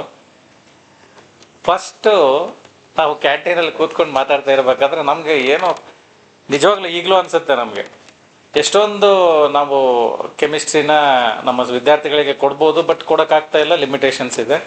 ಹೀಗೇನೆ ನಾವು ಕ್ಯಾಂಟೀನಲ್ಲಿ ಕೂತ್ಕೊಂಡು ಮಾತಾಡ್ಬೇಕಾದ್ರೆ ನಾನು DN ಪಾಟೀಲ್ ಸರ್, ಆಮೇಲೆ ಅಶೋಕ್ ಡಿಸೋಜ ಎಲ್ಲ ಸುಮ್ಮನೆ ಕೂತ್ಕೊಂಡು ಮಾತಾಡ್ಬೇಕಾದ್ರೆ ನಂಗೆ ಬೇಜಾರು ಅನಿಸ್ತಾ ಇತ್ತು. ಯಾರನ್ನಾದ್ರೂ ಒಬ್ಬರನ್ನ ಕರಿಬೇಕು ನಮ್ಮ ಯೂನಿವರ್ಸಿಟಿಗೆ, ಒಬ್ಬ ಒಳ್ಳೆ ಎಮಿನೆಂಟ್ ಪರ್ಸನಾಲಿಟೀಸ್ನ ಕರಿಬೇಕು, IITs ಆಮೇಲೆ IAC ಈ ಥರ ಒಳ್ಳೆ ಇನ್ಸ್ಟಿಟ್ಯೂಟ್ಗಳನ್ನ ಕರಿಬೇಕು ಅನ್ಸುತ್ತೆ. ಬಟ್ ಬೇಜಾರಾಗಿ ಸುಮ್ಮನೆ ಬಿಟ್ಬಿಡ್ತೀವಿ. ಯಾಕೆಂತ ಹೇಳಿದ್ರೆ ನಮ್ಮ ಫೆಸಿಲಿಟೀಸ್ ಅಲ್ಲಿ ಕರ್ಕೊಂಬೋದಕ್ಕೂ ನಮಗೆ ಬೇಜಾರು ಅನಿಸುತ್ತೆ. ಅದನ್ನೇ ನಾನು ಈಗ ಕಾಮಗೌಡ ಸರ್ಗೂ ಹೇಳ್ತಿದ್ದೆ. ಸೊ ಅದನ್ನೇ ನಮಗೆ ಅದೊಂದು ಚಾಲೆಂಜ್ ಆಗಿಬಿಡ್ತು. ನನಗೆ ರಿಜಿಸ್ಟ್ರಾರ್ ಆಗೋಕ್ಕೆ ಇಷ್ಟನೇ ಇದ್ದಿಲ್ಲ. Never interested, I was never interested in becoming A registrar. But ಅದು ನನಗೆ ಮೋಟಿವೇಟ್ ಮಾಡ್ತು. ಆ ಟೈಮಲ್ಲಿ ನಮ್ಮ ಮುಂದೆ ಟಾಸ್ಕ್ ಏನಂದರೆ, ಒಂದು ಒಳ್ಳೆ ಕ್ಯಾಂಪಸ್ ಮಾಡಬೇಕಂದ್ರೆ ಒಂದು ಜಾಗ ಬೇಕು ಅಂತ. ಈ ಜಾಗ ನಾವೇನು ಮಾಡೋಕ್ಕಾಗ್ತಿಲ್ಲ. ಸೊ ಅದಕ್ಕೆ ನಾವು ತೊಗೊಂಡ್ವಿ, 127 ಎಕರೆ ತೊಗೊಂಡ್ವಿ. ಈಗ ಅವ್ರ ಮುಂದೆ ಇನ್ನೊಂದು ಟಾಸ್ಕ್ ಇದೆ, ಬೇರೆ ಬೇರೆ ಟಾಸ್ಕ್. ಆವಾಗ ನಮ್ಮ ಟಾಸ್ಕ್ ಬೇರೆ ಇತ್ತು, ಈಗ ಅವ್ರ ಟಾಸ್ಕ್ ಬೇರೆ ಇದೆ, ನಮ್ಮ Santosh Kamagowda sir task. So ಅವರೆಲ್ಲ ನಮ್ಮ ಸ್ನೇಹಿತರು ಮತ್ತು ಕಾಮಗೌಡ ಸರ್ ಎಲ್ಲ ನಿಮಗೆ ದೇವಾದ ಹೇಳಿದ್ದಾರೆ. ನಾನು ಹಿಂಗೆ ಫೇಸ್ಬುಕ್ ನೋಡ್ತಾ ಇರ್ಬೇಕಾದ್ರೆ ತುಂಬ ಜನ ಅದರಲ್ಲೇ ಕಳಿತೀವಲ್ವ ನಾವು. ಫೇಸ್ಬುಕ್ ನೋಡ್ತಾ ಇರ್ಬೇಕಾದ್ರೆ ಒಂದು ಅನುಪಮ್ ಖೇರ್ ಇಂಟರ್ವ್ಯೂ ಮಾಡ್ತಾ ಇದ್ರು ಶಾರುಖ್ ಖಾನ್ಗೆ. ಜೋಲಿ ಎಂಥ great person. Shahrukh Khan answer ಮಾಡ್ತಾ ಇದ್ದ, ಅನುಪಮ್ ಖೇರ್ ಕ್ವಶನ್ ಕೇಳ್ತಾ ಇದ್ದ. ನೀವು ಈ ಫಿಲ್ಮ್ ಫೀಲ್ಡಲ್ಲಿ ಇಷ್ಟೊಂದು ಸ್ಟಾರ್ ಆ್ಯಕ್ಟರ್ ಆಗಿದ್ದೀರಿ, ಫೇಮಸ್ ನಟ ಆಗಿದ್ದೀರಿ, ವರ್ಲ್ಡ್ ವೈಡ್ ನಿಮ್ಮನ್ನು ರೆಕಗ್ನೈಸ್ ಮಾಡ್ತಾರೆ ಜನ, ಇದಕ್ಕೆ ಏನು ಕಾರಣ ಅಂತ ಹೇಳಿದರೆ, ಅದಕ್ಕೆ ಶಾರುಖ್ ಖಾನ್ ಹೇಳ್ತಾನೆ ಹಾರ್ಡ್ ವರ್ಕ್ ಅಂತ ಹೇಳ್ತಾನೆ. ಅಯ್ಯೋ, ಅವಾಗ ಅನುಪಮ್ ಖೇರ್ ಕೇಳ್ತಾನೆ, ಎಲ್ಲರೂ ತುಂಬ ಜನ ಹಾರ್ಡ್ ವರ್ಕ್ ಮಾಡೇ ಬರ್ತಾರೆ, ಅದರಲ್ಲಿ ಏನಿದೆ ಅಂತ. ಒಂದ್ಸರಿ ಫಿಲ್ಮ್ ಫೀಲ್ಡಲ್ಲಿ ಎಂಟ್ರಾಗಿ ಅಥವಾ ಯಾವುದೇ ಪ್ರೊಫೆಷನಲ್ಲಿ ಎಂಟ್ರಾಗಿ ಹಾರ್ಡ್ ವರ್ಕಿಂದನೇ ಬರ್ಬೇಕು ಮೇಲೆ ಅಲ್ವಾ. There is no substitute for hard work. But ಮೇಲೆ ಬಂದ ತಕ್ಷಣ ಹಾರ್ಡ್ ವರ್ಕ್ ಮಾಡೋದು ಬಿಟ್ಟಿಲ್ಲ ನಾನು, ಶಾರುಖ್ ಖಾನ್ ಹೇಳಿದ್ದಾರೆ. So increased my hard working capacity ಅಂತ. ಸೊ ನಾವು ಯೂಶ್ವಲಿ ಜನರು ಏನು ಮಾಡ್ಬಿಡ್ತೀವಿ, ಒಂದು ಯಾವುದೋ ಒಂದು ಗೋಲ್ ಅಚೀವ್ ಮಾಡಿಬಿಟ್ರೆ ಆರಾಮಾಗಿದ್ಬಿಡ್ತೀವಿ. We feel we are comfortable ಅಲ್ವಾ. ಬಟ್ ಹಾರ್ಡ್ ವರ್ಕಿಂಗ್ ಇನ್ಕ್ರೀಸ್ ಮಾಡ್ಬೇಕು ನಾವು ಅಂತ ಶಾರುಖ್ ಖಾನ್ ಹೇಳಿದ್ದು ನನಗೆ ಭಾಳ ಖುಷಿ ಅನಿಸ್ತು, ಹೌದಲ್ಲ. ಅದಕ್ಕೆ ಎಲ್ಲೋ ಬೇಂದ್ರೆ ಹಿಂಗೆ ಹೋಗ್ತಾ ಇದ್ರಂತೆ ಫಂಕ್ಷನ್ಗೆ. ಆವಾಗ ಕೇಳಿದ್ರಂತೆ, ದೊಡ್ಡ ವ್ಯಕ್ತಿ ಬೇಂದ್ರೆ ಗೊತ್ತಲ್ಲ ನಿಮಗೆ. ಸೊ ಅವ್ರಿಗೆ ಕೇಳಿದ್ರಂತೆ, ಹಿಂಗೆ ನಿಮ್ಮಂಥ ಪ್ರೇಕ್ಷಕರು ಕೇಳಿದ್ರಂತೆ, ಸರ್ ಜೀವನದ ನೀವು ಇಷ್ಟು ದೊಡ್ಡ ಕವಿ, ಇಷ್ಟು ದೊಡ್ಡ ವ್ಯಕ್ತಿ ಹೆಂಗಾದ್ರಿ ಸರ್ ಅಂತ. ಬೇಂದ್ರೆ ಹೆಂಗಾದ್ರಿ ಸರ್ ನೀವು ಅಂತ. ಅದಕ್ಕೆ ಅವ್ರು ಬೇಂದ್ರೆ ಹೇಳ್ತಾರೆ, ಜೀವನದಲ್ಲಿ ಚೆನ್ನಾಗಿ ಬೇಂದ್ರೆ ಆಗ್ತೀಯ ಅಂತ.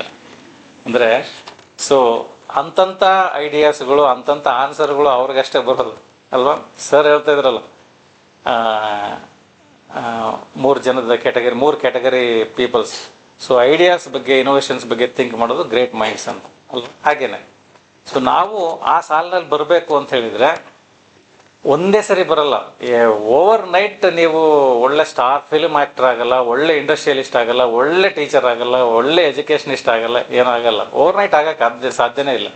So that comes through several steps. So ಒಂದೇ ಸರಿ ಹಿಮಾಲಯದ ಟಾಪಿಗೆ ಹೋಗೋಕ್ಕಾಗತ್ತಾ? ಮೊದಲನೇ ಹೆಜ್ಜೆ ಇಡಬೇಕು, ಎರಡನೇ ಹೆಜ್ಜೆ ಇಡಬೇಕು, ಅಷ್ಟೆಲ್ಲ ಸಾವಿರಾರು ಹೆಜ್ಜೆ ಇಟ್ಟ ಮೇಲೆ ಟಾಪಿಗೆ ಹೋಗ್ತೀರಿ ಅಲ್ವಾ. ಸೊ ಅದೇ ಥರನೇ ನೀವು ಒಂದು ಪ್ರೊಫೆಷನನ್ನು, ಒಂದು ಸಬ್ಜೆಕ್ಟನ್ನು ಸೆಲೆಕ್ಟ್ ಮಾಡಿದಿರಿ. ಈಗ ಆ ಸೆಲೆಕ್ಟ್ ಮಾಡಿದಂಥ ಸಬ್ಜೆಕ್ಟನ್ನು ಕಾನ್ಸಂಟ್ರೇಟ್ ನಾವು ಅವರು ಹೇಳ್ತಾ ಇದ್ರು 7 ಸೆಕೆಂಡ್ಸ್ಗೆ ಅಂತ. ರೀಲ್ಸ್ ಎಲ್ಲ ಎಷ್ಟಿರುತ್ತಪ್ಪ, ಒಂದು 15 ಸೆಕೆಂಡ್ಸ್ ಇರುತ್ತೆ. ಅದನ್ನು ನೋಡೋಕೆ ನಮಗೆ ಪುರ್ಸತ್ತಿರಲ್ಲ, ಮತ್ತೆ ಚೇಂಜ್ ಮಾಡ್ತಾ ಇರ್ತೀವಿ. ಅಷ್ಟು ನಾವು ಪೊಲ್ಯೂಟ್ ಆಗಿಬಿಟ್ಟಿದ್ದೀವಿ ಅಲ್ವಾ. ಸೊ ಅದಕ್ಕೆ ಕಾನ್ಸಂಟ್ರೇಟ್ ಮಾಡಿ ಅಂತ ದೊಡ್ಡವ್ರು ಹೇಳೋದು ಯಾಕೆ ಅಂತ ಹೇಳಿದರೆ, ತುಂಬ ಸರಿ ಹೇಳ್ತೀವಿ ನಾವೆಲ್ಲ ಅಲ್ವಾ, ಕಾನ್ಸಂಟ್ರೇಟ್ ಮಾಡಿ ಅಂದರೆ ಒಂದು ಸಬ್ಜೆಕ್ಟನ್ನ ಅಥವಾ ಒಂದು ರೀಲ್ಸನ್ನ ನೋಡ್ಬೇಕಾದ್ರೆ ನೀವು ಪೇಷನ್ಸ್ ಇಟ್ಕೊಂಡು ಒಂದು ಸ್ವಲ್ಪ ನೋಡಿ, ಅದರಿಂದ ಏನು ಕಲಿಬೇಕು ಅದರಿಂದ ಕಲೀರಿ ಅಂತ ಅಷ್ಟೇ ಅಲ್ವಾ. ಹಾಗಂತೇಳಿ ಕೆಮಿಸ್ಟ್ರಿ ಮಾಡಲಿದ್ರೆ ಏನು ಸರ್ ನಮಗೆ ಏನು ಇಲ್ವಾ, ಲೈಫೇ ಇಲ್ವಾ ಅಂತ ಅನ್ಕೋಬೇಡಿ. Beyond that there is a ocean again. ತುಂಬ ದೊಡ್ಡ ಓಷನ್ ಇದೆ. ಕೆಮಿಸ್ಟ್ರಿ ಮಾಡಿದ್ರೆ ಅಷ್ಟೇ ನಮಗೆ ಇದು ಸಿಗುತ್ತೆ. ಅಥವಾ ಎಜುಕೇಷನ್ ತೊಗೊಂಡ್ರೆ ಅಥವಾ ಹೈಯರ್ ಎಜುಕೇಷನ್ ಮಾಡಿದ್ರೇ ನಮಗೆ ಲೈಫ್ ಮೇಲೆ ಭೂಮಿ ಮೇಲೆ ಬದುಕಕ್ಕೆ ಅರ್ಹತೆ ಇದೆ, ಅದರ ಏನಿಲ್ಲ. ನಾನು ಮೊನ್ನೆ ತಾನೇ ಇನ್ನೂ ಕ್ಲಾಸಲ್ಲಿ ಎಕ್ಸಾಂಪಲ್ ಹೇಳ್ತಾ ಇದ್ದೆ, ಭಾಸ್ಕರ್ ಬಗ್ಗೆ ಹೇಳ್ತಾ ಇದ್ದೆ. ವೇಟರ್ ಆಗಿ 27 ಇಯರ್ಸ್ ಒಂದು ಹೋಟೆಲಲ್ಲಿ ಕೆಲಸ ಮಾಡ್ತಾನೆ. ಬೆಂಗಳೂರಲ್ಲಿ ಈಗ ಹೋಳಿಗೆ ಮಾಡ್ತಾನೆ ಅವನು. ಸೊ ಹೋಳಿಗೆ ಎಷ್ಟು ಫೇಮಸ್ ಇದೆ, ನಾನು ನಿಜವಾಗ್ಲೂ ನೋಡಬೇಕು ಅಂತಲೇ ಹೋಗಿದ್ದೆ. RR ನಗರದಲ್ಲಿದೆ, ಹೋಗಿ ಬೇಕಿದ್ರೆ ಭಾಸ್ಕರ್ ಹೋಳಿಗೆ ಮನೆ ಅಂತ. ಸೊ ಅವನು ಎಷ್ಟು ವೆರೈಟಿ ಹೋಳಿಗೆ ಮಾಡ್ತಾನೆ ಅಂದರೆ ಲೀಸ್ಟೇ ಹಾಕಿಬಿಟ್ಟಿದ್ದಾನೆ ಅವನು. ಕ್ಯಾರೆಟ್ ಹೋಳಿಗೆ, ಅನಾನಸ್ ಹೋಳಿಗೆ, ತುಂಬ ವೆರೈಟಿ ಹೋಳಿಗೆ ಮಾಡ್ತಾನೆ. ಅಲ್ಲಿ ಹೋದ ತಕ್ಷಣ ಒಂದು ಸ್ಮೆಲ್ ಬರುತ್ತೆ, ಪರಿಮಳ ಬರುತ್ತೆ. ಹೋಳಿಗೆ ತಗೊಳಕ್ಕೆ ಜನ ಕ್ಯೂ ನಿಂತಿರ್ತಾರೆ. I was also in the queue for 15 minutes. ಈಗ ಅವನು ಟರ್ನ್ ಓವರ್ ಕೇಳಿದರೆ ನೋಡಿ, ಒಬ್ಬ ವೇಟರ್ ಬಗ್ಗೆ ಹೇಳ್ತಾ ಇದ್ದೀನಿ. 27 ಇಯರ್ಸ್ ಎಕ್ಸ್ಪೀರಿಯನ್ಸ್ ಅದು. ಅವನು ವೇಟರ್ ಆಗಿ ಫಸ್ಟ್ ದಿನ ಸೇರಿದ ಮೇಲೇ ಸೆಕೆಂಡ್ ಡೇಗೆ ಹೋಳಿಗೆ ಮನೆ ಇಟ್ಟಿಲ್ಲ ಅವನು ಅಲ್ವಾ. 27 ವರ್ಷ ಎಕ್ಸ್ಪೀರಿಯನ್ಸ್ ಆದಮೇಲೆ ನಾನು ಹಿಂಗೆ ಮಾಡ್ಬೋದಲ್ಲ ಅಂತ ಅನ್ನಿಸ್ತು. ಸೊ ಆವಾಗ ಅವನು ಹೋಳಿಗೆ ಮನೆ ಅಂತಂದೇಳಿ ಎಲ್ಲ ವೆರೈಟಿ ಹೋಳಿಗೆ ಕೊಡ್ತಾನೆ. ಕ್ಯೂನಲ್ಲಿ ಬಂದು ತಗೊಂಡು ಹೋಗ್ತಾರೆ. ಪರ್ ಇಯರ್ ಅವ್ನ ಟರ್ನ್ ಓವರ್ 18 crores ಅಲ್ವಾ? ರಿಯಲಿ ನಿಮಗೆಲ್ಲ ಪೇಪರ್ನಾಗೆಲ್ಲ ಬಂದಿದ್ದಕ್ಕೆ ನಾನು ನಿಜವಾಗ್ಲೂ ನೋಡಿ ಬಂದೆ ಹೋಗಿ ನಾನು ಹೋಳಿಗೆ ಮನೆಗೆ ಹೋಗಿದ್ದೆ. ಸೊ ಅಂದರೆ ನಾನು ಹೇಳ್ತಾ ಇರೋದೇನೆಂದರೆ, ಯಾವಾಗ ಬರೀ ವಿದ್ಯೆ ಅಷ್ಟೇ ಅಂದರೆ ಎಜುಕೇಷನ್ ಅಷ್ಟೇ ನಮಗೆ ಇದನ್ನು ಕೊಡುತ್ತೆ ಅಂತ ಅನ್ಕೋಬೇಡಿ. ಈ ಥರದ ಅವಕಾಶಗಳು ಕೂಡ ಲೈಫಲ್ಲಿದೆ. ಒಬ್ಬ ಫುಟ್ಬಾಲರ್ ಹೇಳಿದೆ ನನಗೆ, ಫುಟ್ಬಾಲರ್ ಈಗ ಫಾರ್ ಎಕ್ಸಾಂಪಲ್ ನಿಮ್ಮ ರೊನಾಲ್ಡೋ ಇದ್ದಾನೆ, ಅವನೇನು ಓದಿದಾನ ಅಲ್ವಾ? ರಾಜಕುಮಾರ್ ಓದಿದಾನ? ಇಲ್ಲ. ರೊನಾಲ್ಡೋ ಟರ್ನ್ ಓವರ್ ಕೇಳಿದರೆ ನಿಮಗೆ ಎಷ್ಟು 2300 ಕೋಟಿ ಬರೀ ಒಂದು ಫುಟ್ಬಾಲ್ ಓದಿಯೋಕ್ಕೆ ಅಲ್ವಾ? ಸೊ ಅದಕ್ಕೇನು KS ಮಾಡ್ಬೇಕಂತೇನಿಲ್ಲ, AS ಮಾಡ್ಬೇಕಂತೇನಿಲ್ಲ. ಫೀಲ್ಡ್ಗಳು ಬೇರೆ ಬೇರೆ ಇರುತ್ತೆ. ಸೊ ನಾವು ಯಾವ ಫೀಲ್ಡನ್ನು ಇಟ್ಕೋತೀವೋ ಅದರಲ್ಲಿ ಶ್ರದ್ಧೆ ಇಟ್ಟು ಕೆಲಸ ಮಾಡಿದರೆ ಖಂಡಿತ ನಾವು ಸ್ವಲ್ಪ ಟೈಮ್ ತೊಗೊಳುತ್ತೆ, ಸ್ವಲ್ಪ ಅಲ್ಲ ಭಾಳ ಟೈಮ್ ತೊಗೊಳುತ್ತೆ. ಆ ಪೇಷನ್ಸ್ ನಮಗೆ ಇರಬೇಕಷ್ಟೆ. ಸೊ ಹಿಮಾಲಯದ ಮೇಲಕ್ಕೂ ಹೋಗ್ಬೋದು ಪೇಷನ್ಸ್ ಇದ್ದ, ರೈಟ್? ಸೊ ಒಬ್ಬ ಬರೀ ಏನು ಬೇಕಾಗಿಲ್ಲ, ಫುಟ್ಬಾಲ್ ಓದಿಯೋದು ಬೇಡ, ಬರೀ ನಮ್ಮ ಬ್ರೈನ್ ಯೂಸ್ ಮಾಡಿಬಿಟ್ಟು ಮೊನ್ನೆ ಗುಕೇಶ್ 13 ಕೋಟಿ ಗೆದ್ನಲ್ವಾ, ರೈಟ್? ಹಾಂ, 13 ಕೋಟಿ ಮತ್ತೆ 5 ಕೋಟಿ ತಮಿಳ್ನಾಡವ್ರು ಕೊಟ್ಟರು. ಹಾಂ, ಅವನೇನು ಮಾಡಿದ್ದಾನೆ, ಅವನೇನು ಓದಿದ್ದಾನಲ್ವಾ? ಸೊ ಅದಕ್ಕೆ ಹೇಳ್ತಾ ಇದ್ದೀನಿ, ಎಜುಕೇಷನ್ ಒಂದೇ ಅಲ್ಲ, ಈ ಥರನೂ ದಾರಿಗಳಿದೆ. ನಮ್ಮ ಕಾಮಗೌಡ ಸರ್ ಚೆನ್ನಾಗಿ ಹೇಳಿದರು, ಯಾವತ್ತು ಬರೀ ನಾವು ವಿದ್ಯೆ ತಗೊಂಡು ಉದ್ಯೋಗ ಹರಿಸ್ಕೊಂಡು ಹೋಗ್ಬಾರ್ದು. ನಮ್ಮಲ್ಲಿ ಈ ಕೆಮಿಸ್ಟ್ರಿನ ನಾನು ಲಾಸ್ಟ್ ಇಯರ್ ಹುಡುಗರಿಗೆ ಹೇಳ್ತಾ ಇದ್ದೆ, ಕೆಮಿಸ್ಟ್ರಿ ಮಾಡಿದರೆ ಯು ಕ್ಯಾನ್ ಬಿಕಮ್ ಎಂಟರ್ಪ್ರಿನರ್. ಒಂದು ಎಕ್ಸಾಂಪಲ್ ಬೇಕಿದ್ರೆ ಹೇಳಿದೆ ನಾನು ಲಾಸ್ಟ್ ಹುಡುಗರಿಗೆ.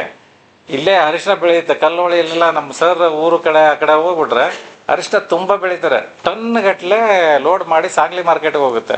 ನಾನು ಹೋಗಿದ್ದೆ, LIC ವಿಸಿಟ್ ಹೋದಾಗ ನಾನು ಅಬ್ಸರ್ವ್ ಮಾಡಿದ್ದೆ.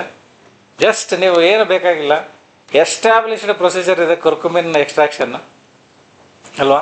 ಒಂದು ಸಿಂಪಲ್ ಎಕ್ಸಾಂಪಲ್ ಹೇಳ್ತಿದ್ದೀನಿ. Curcumin extraction, it's a anti cancer agent and it is used in formulation of various drugs. So ಅದನ್ನು ಐಸೋಲೇಟ್ ಮಾಡಿ ಮಾರಿದರೆ you can earn money like anything. ಹೌದಾ? ಒಂದು ಇನ್ವೆಸ್ಟ್ಮೆಂಟ್ ಮಾಡ್ಬೇಕಷ್ಟೇ ಬಿಗಿನಿಂಗ್. ಈಗಂತೂ ಇನ್ವೆಸ್ಟ್ಮೆಂಟಿಗೆ ಏನು ದುಡ್ಡು ಬೇಕಾಗಿಲ್ಲ, ಬ್ಯಾಂಕ್ಸ್ ಅವರು ಕರೆದು ಕೊಡ್ತಾರೆ. ಹೌದು, ನಮಗೆಲ್ಲ ಬ್ಯಾಂಕ್ಸ್ ಅವ್ರು ಕರೆದು ಕೊಡ್ತಾರೆ ಲೋನ್ಸ್. ಎಂಟರ್ಪ್ರಿನರ್ ಆಗಲಿಕ್ಕೆ ಮೋದಿ ಗೌರ್ಮೆಂಟಲ್ಲಿ ತುಂಬ ಅವಕಾಶಗಳನ್ನು ಮಾಡಿದ್ದಾರೆ ಮೋದಿ ಸಾಹೇಬರು. ಸೊ ಇವುಗಳನ್ನ ಉಪಯೋಗಿಸ್ಕೊತಾ ಇಲ್ಲ ನಾವು ಅಷ್ಟೇ. ನಮ್ದು ಏನಂತ ಹೇಳಿದರೆ, ಎಲ್ಲ ಸರ್ ಹೇಳ್ತಾ ಇದ್ರಲ್ಲ, ಎಲ್ಲ ರೆಡಿಯಾಗಿ ಒಂದು ಅಪಾಯಿಂಟ್ಮೆಂಟ್ ಆರ್ಡರ್ ಕೊಟ್ಬಿಡ್ಬೇಕು ನಮಗೆ. ಅಪ್ಲಿಕೇಶನ್ ಹಾಕಿದ ತಕ್ಷಣ ಒಂದು ಅಪಾಯಿಂಟ್ಮೆಂಟ್ ಆರ್ಡರ್ ಬಂದ್ಬಿಡ್ಬೇಕು. ಎಕ್ಸಾಮ್ ಬರೆಯೋಕ್ಕೂ ಇಷ್ಟ ಇಲ್ಲ, ಓದೋಕ್ಕೂ ಇಷ್ಟ ಇಲ್ಲ, ಯಾವುದೂ ಬೇಡ ನಮಗೆ. ಸೊ ಒಂದು ಒಳ್ಳೆ ಉದ್ಯೋಗ ಬೇಕು ನಮಗೆ. ಆ ಥರ ಯಾವುದು ಸಿಗಲ್ಲ ಲೈಫಲ್ಲಿ, ಹೌದಾ? ಯಾವುದೂ ಸಿಗಲ್ಲ.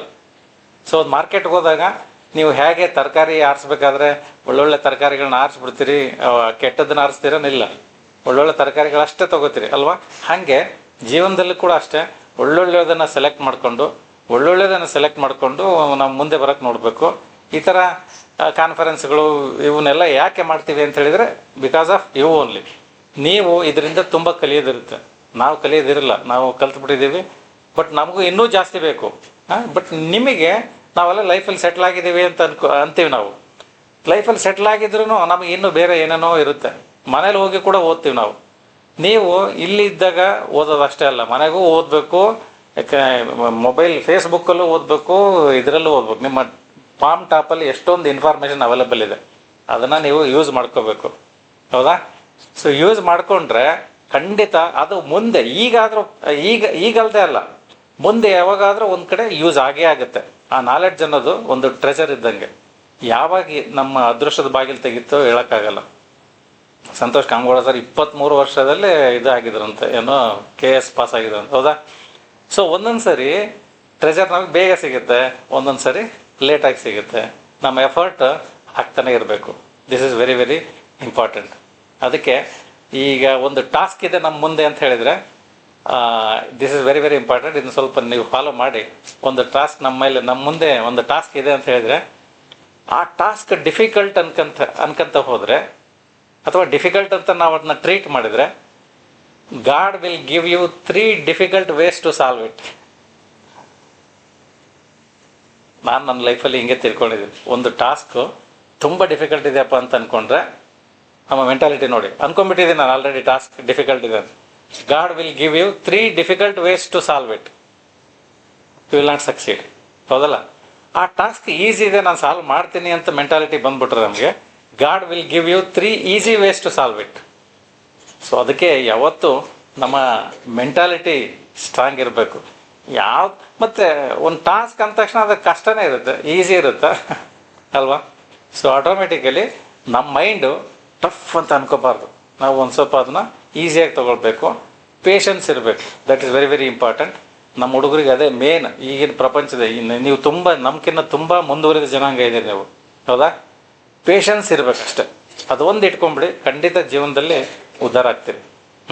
ಸೊ ಇಷ್ಟು ಹೇಳ್ತಾ ನನಗೆ ಮಾತಾಡಲಿಕ್ಕೆ ಅವಕಾಶ ಮಾಡಿಕೊಟ್ಟ ತಮಗೆಲ್ಲರಿಗೂ ಹೊಂದಿಸ್ತಾ, ಜೊತೆಗೆ ಮತ್ತೊಂದು ಸಾರಿ ನಾನು ಸಂತೋಷ್ ಕಾಮಗೌಡ ಸರ್ ಪರವಾಗಿ, ರಿಜಿಸ್ಟ್ರಾರ್ ಕುಲಸಚಿವರ ಪರವಾಗಿ ತಮ್ಮೆಲ್ಲರೂ ನಮ್ಮ ರಸಾಯನಶಾಸ್ತ್ರ ವಿಭಾಗಕ್ಕೆ ವೆಲ್ಕಮ್ ಮಾಡ್ತಾ ಇದ್ದೀನಿ. Thank you.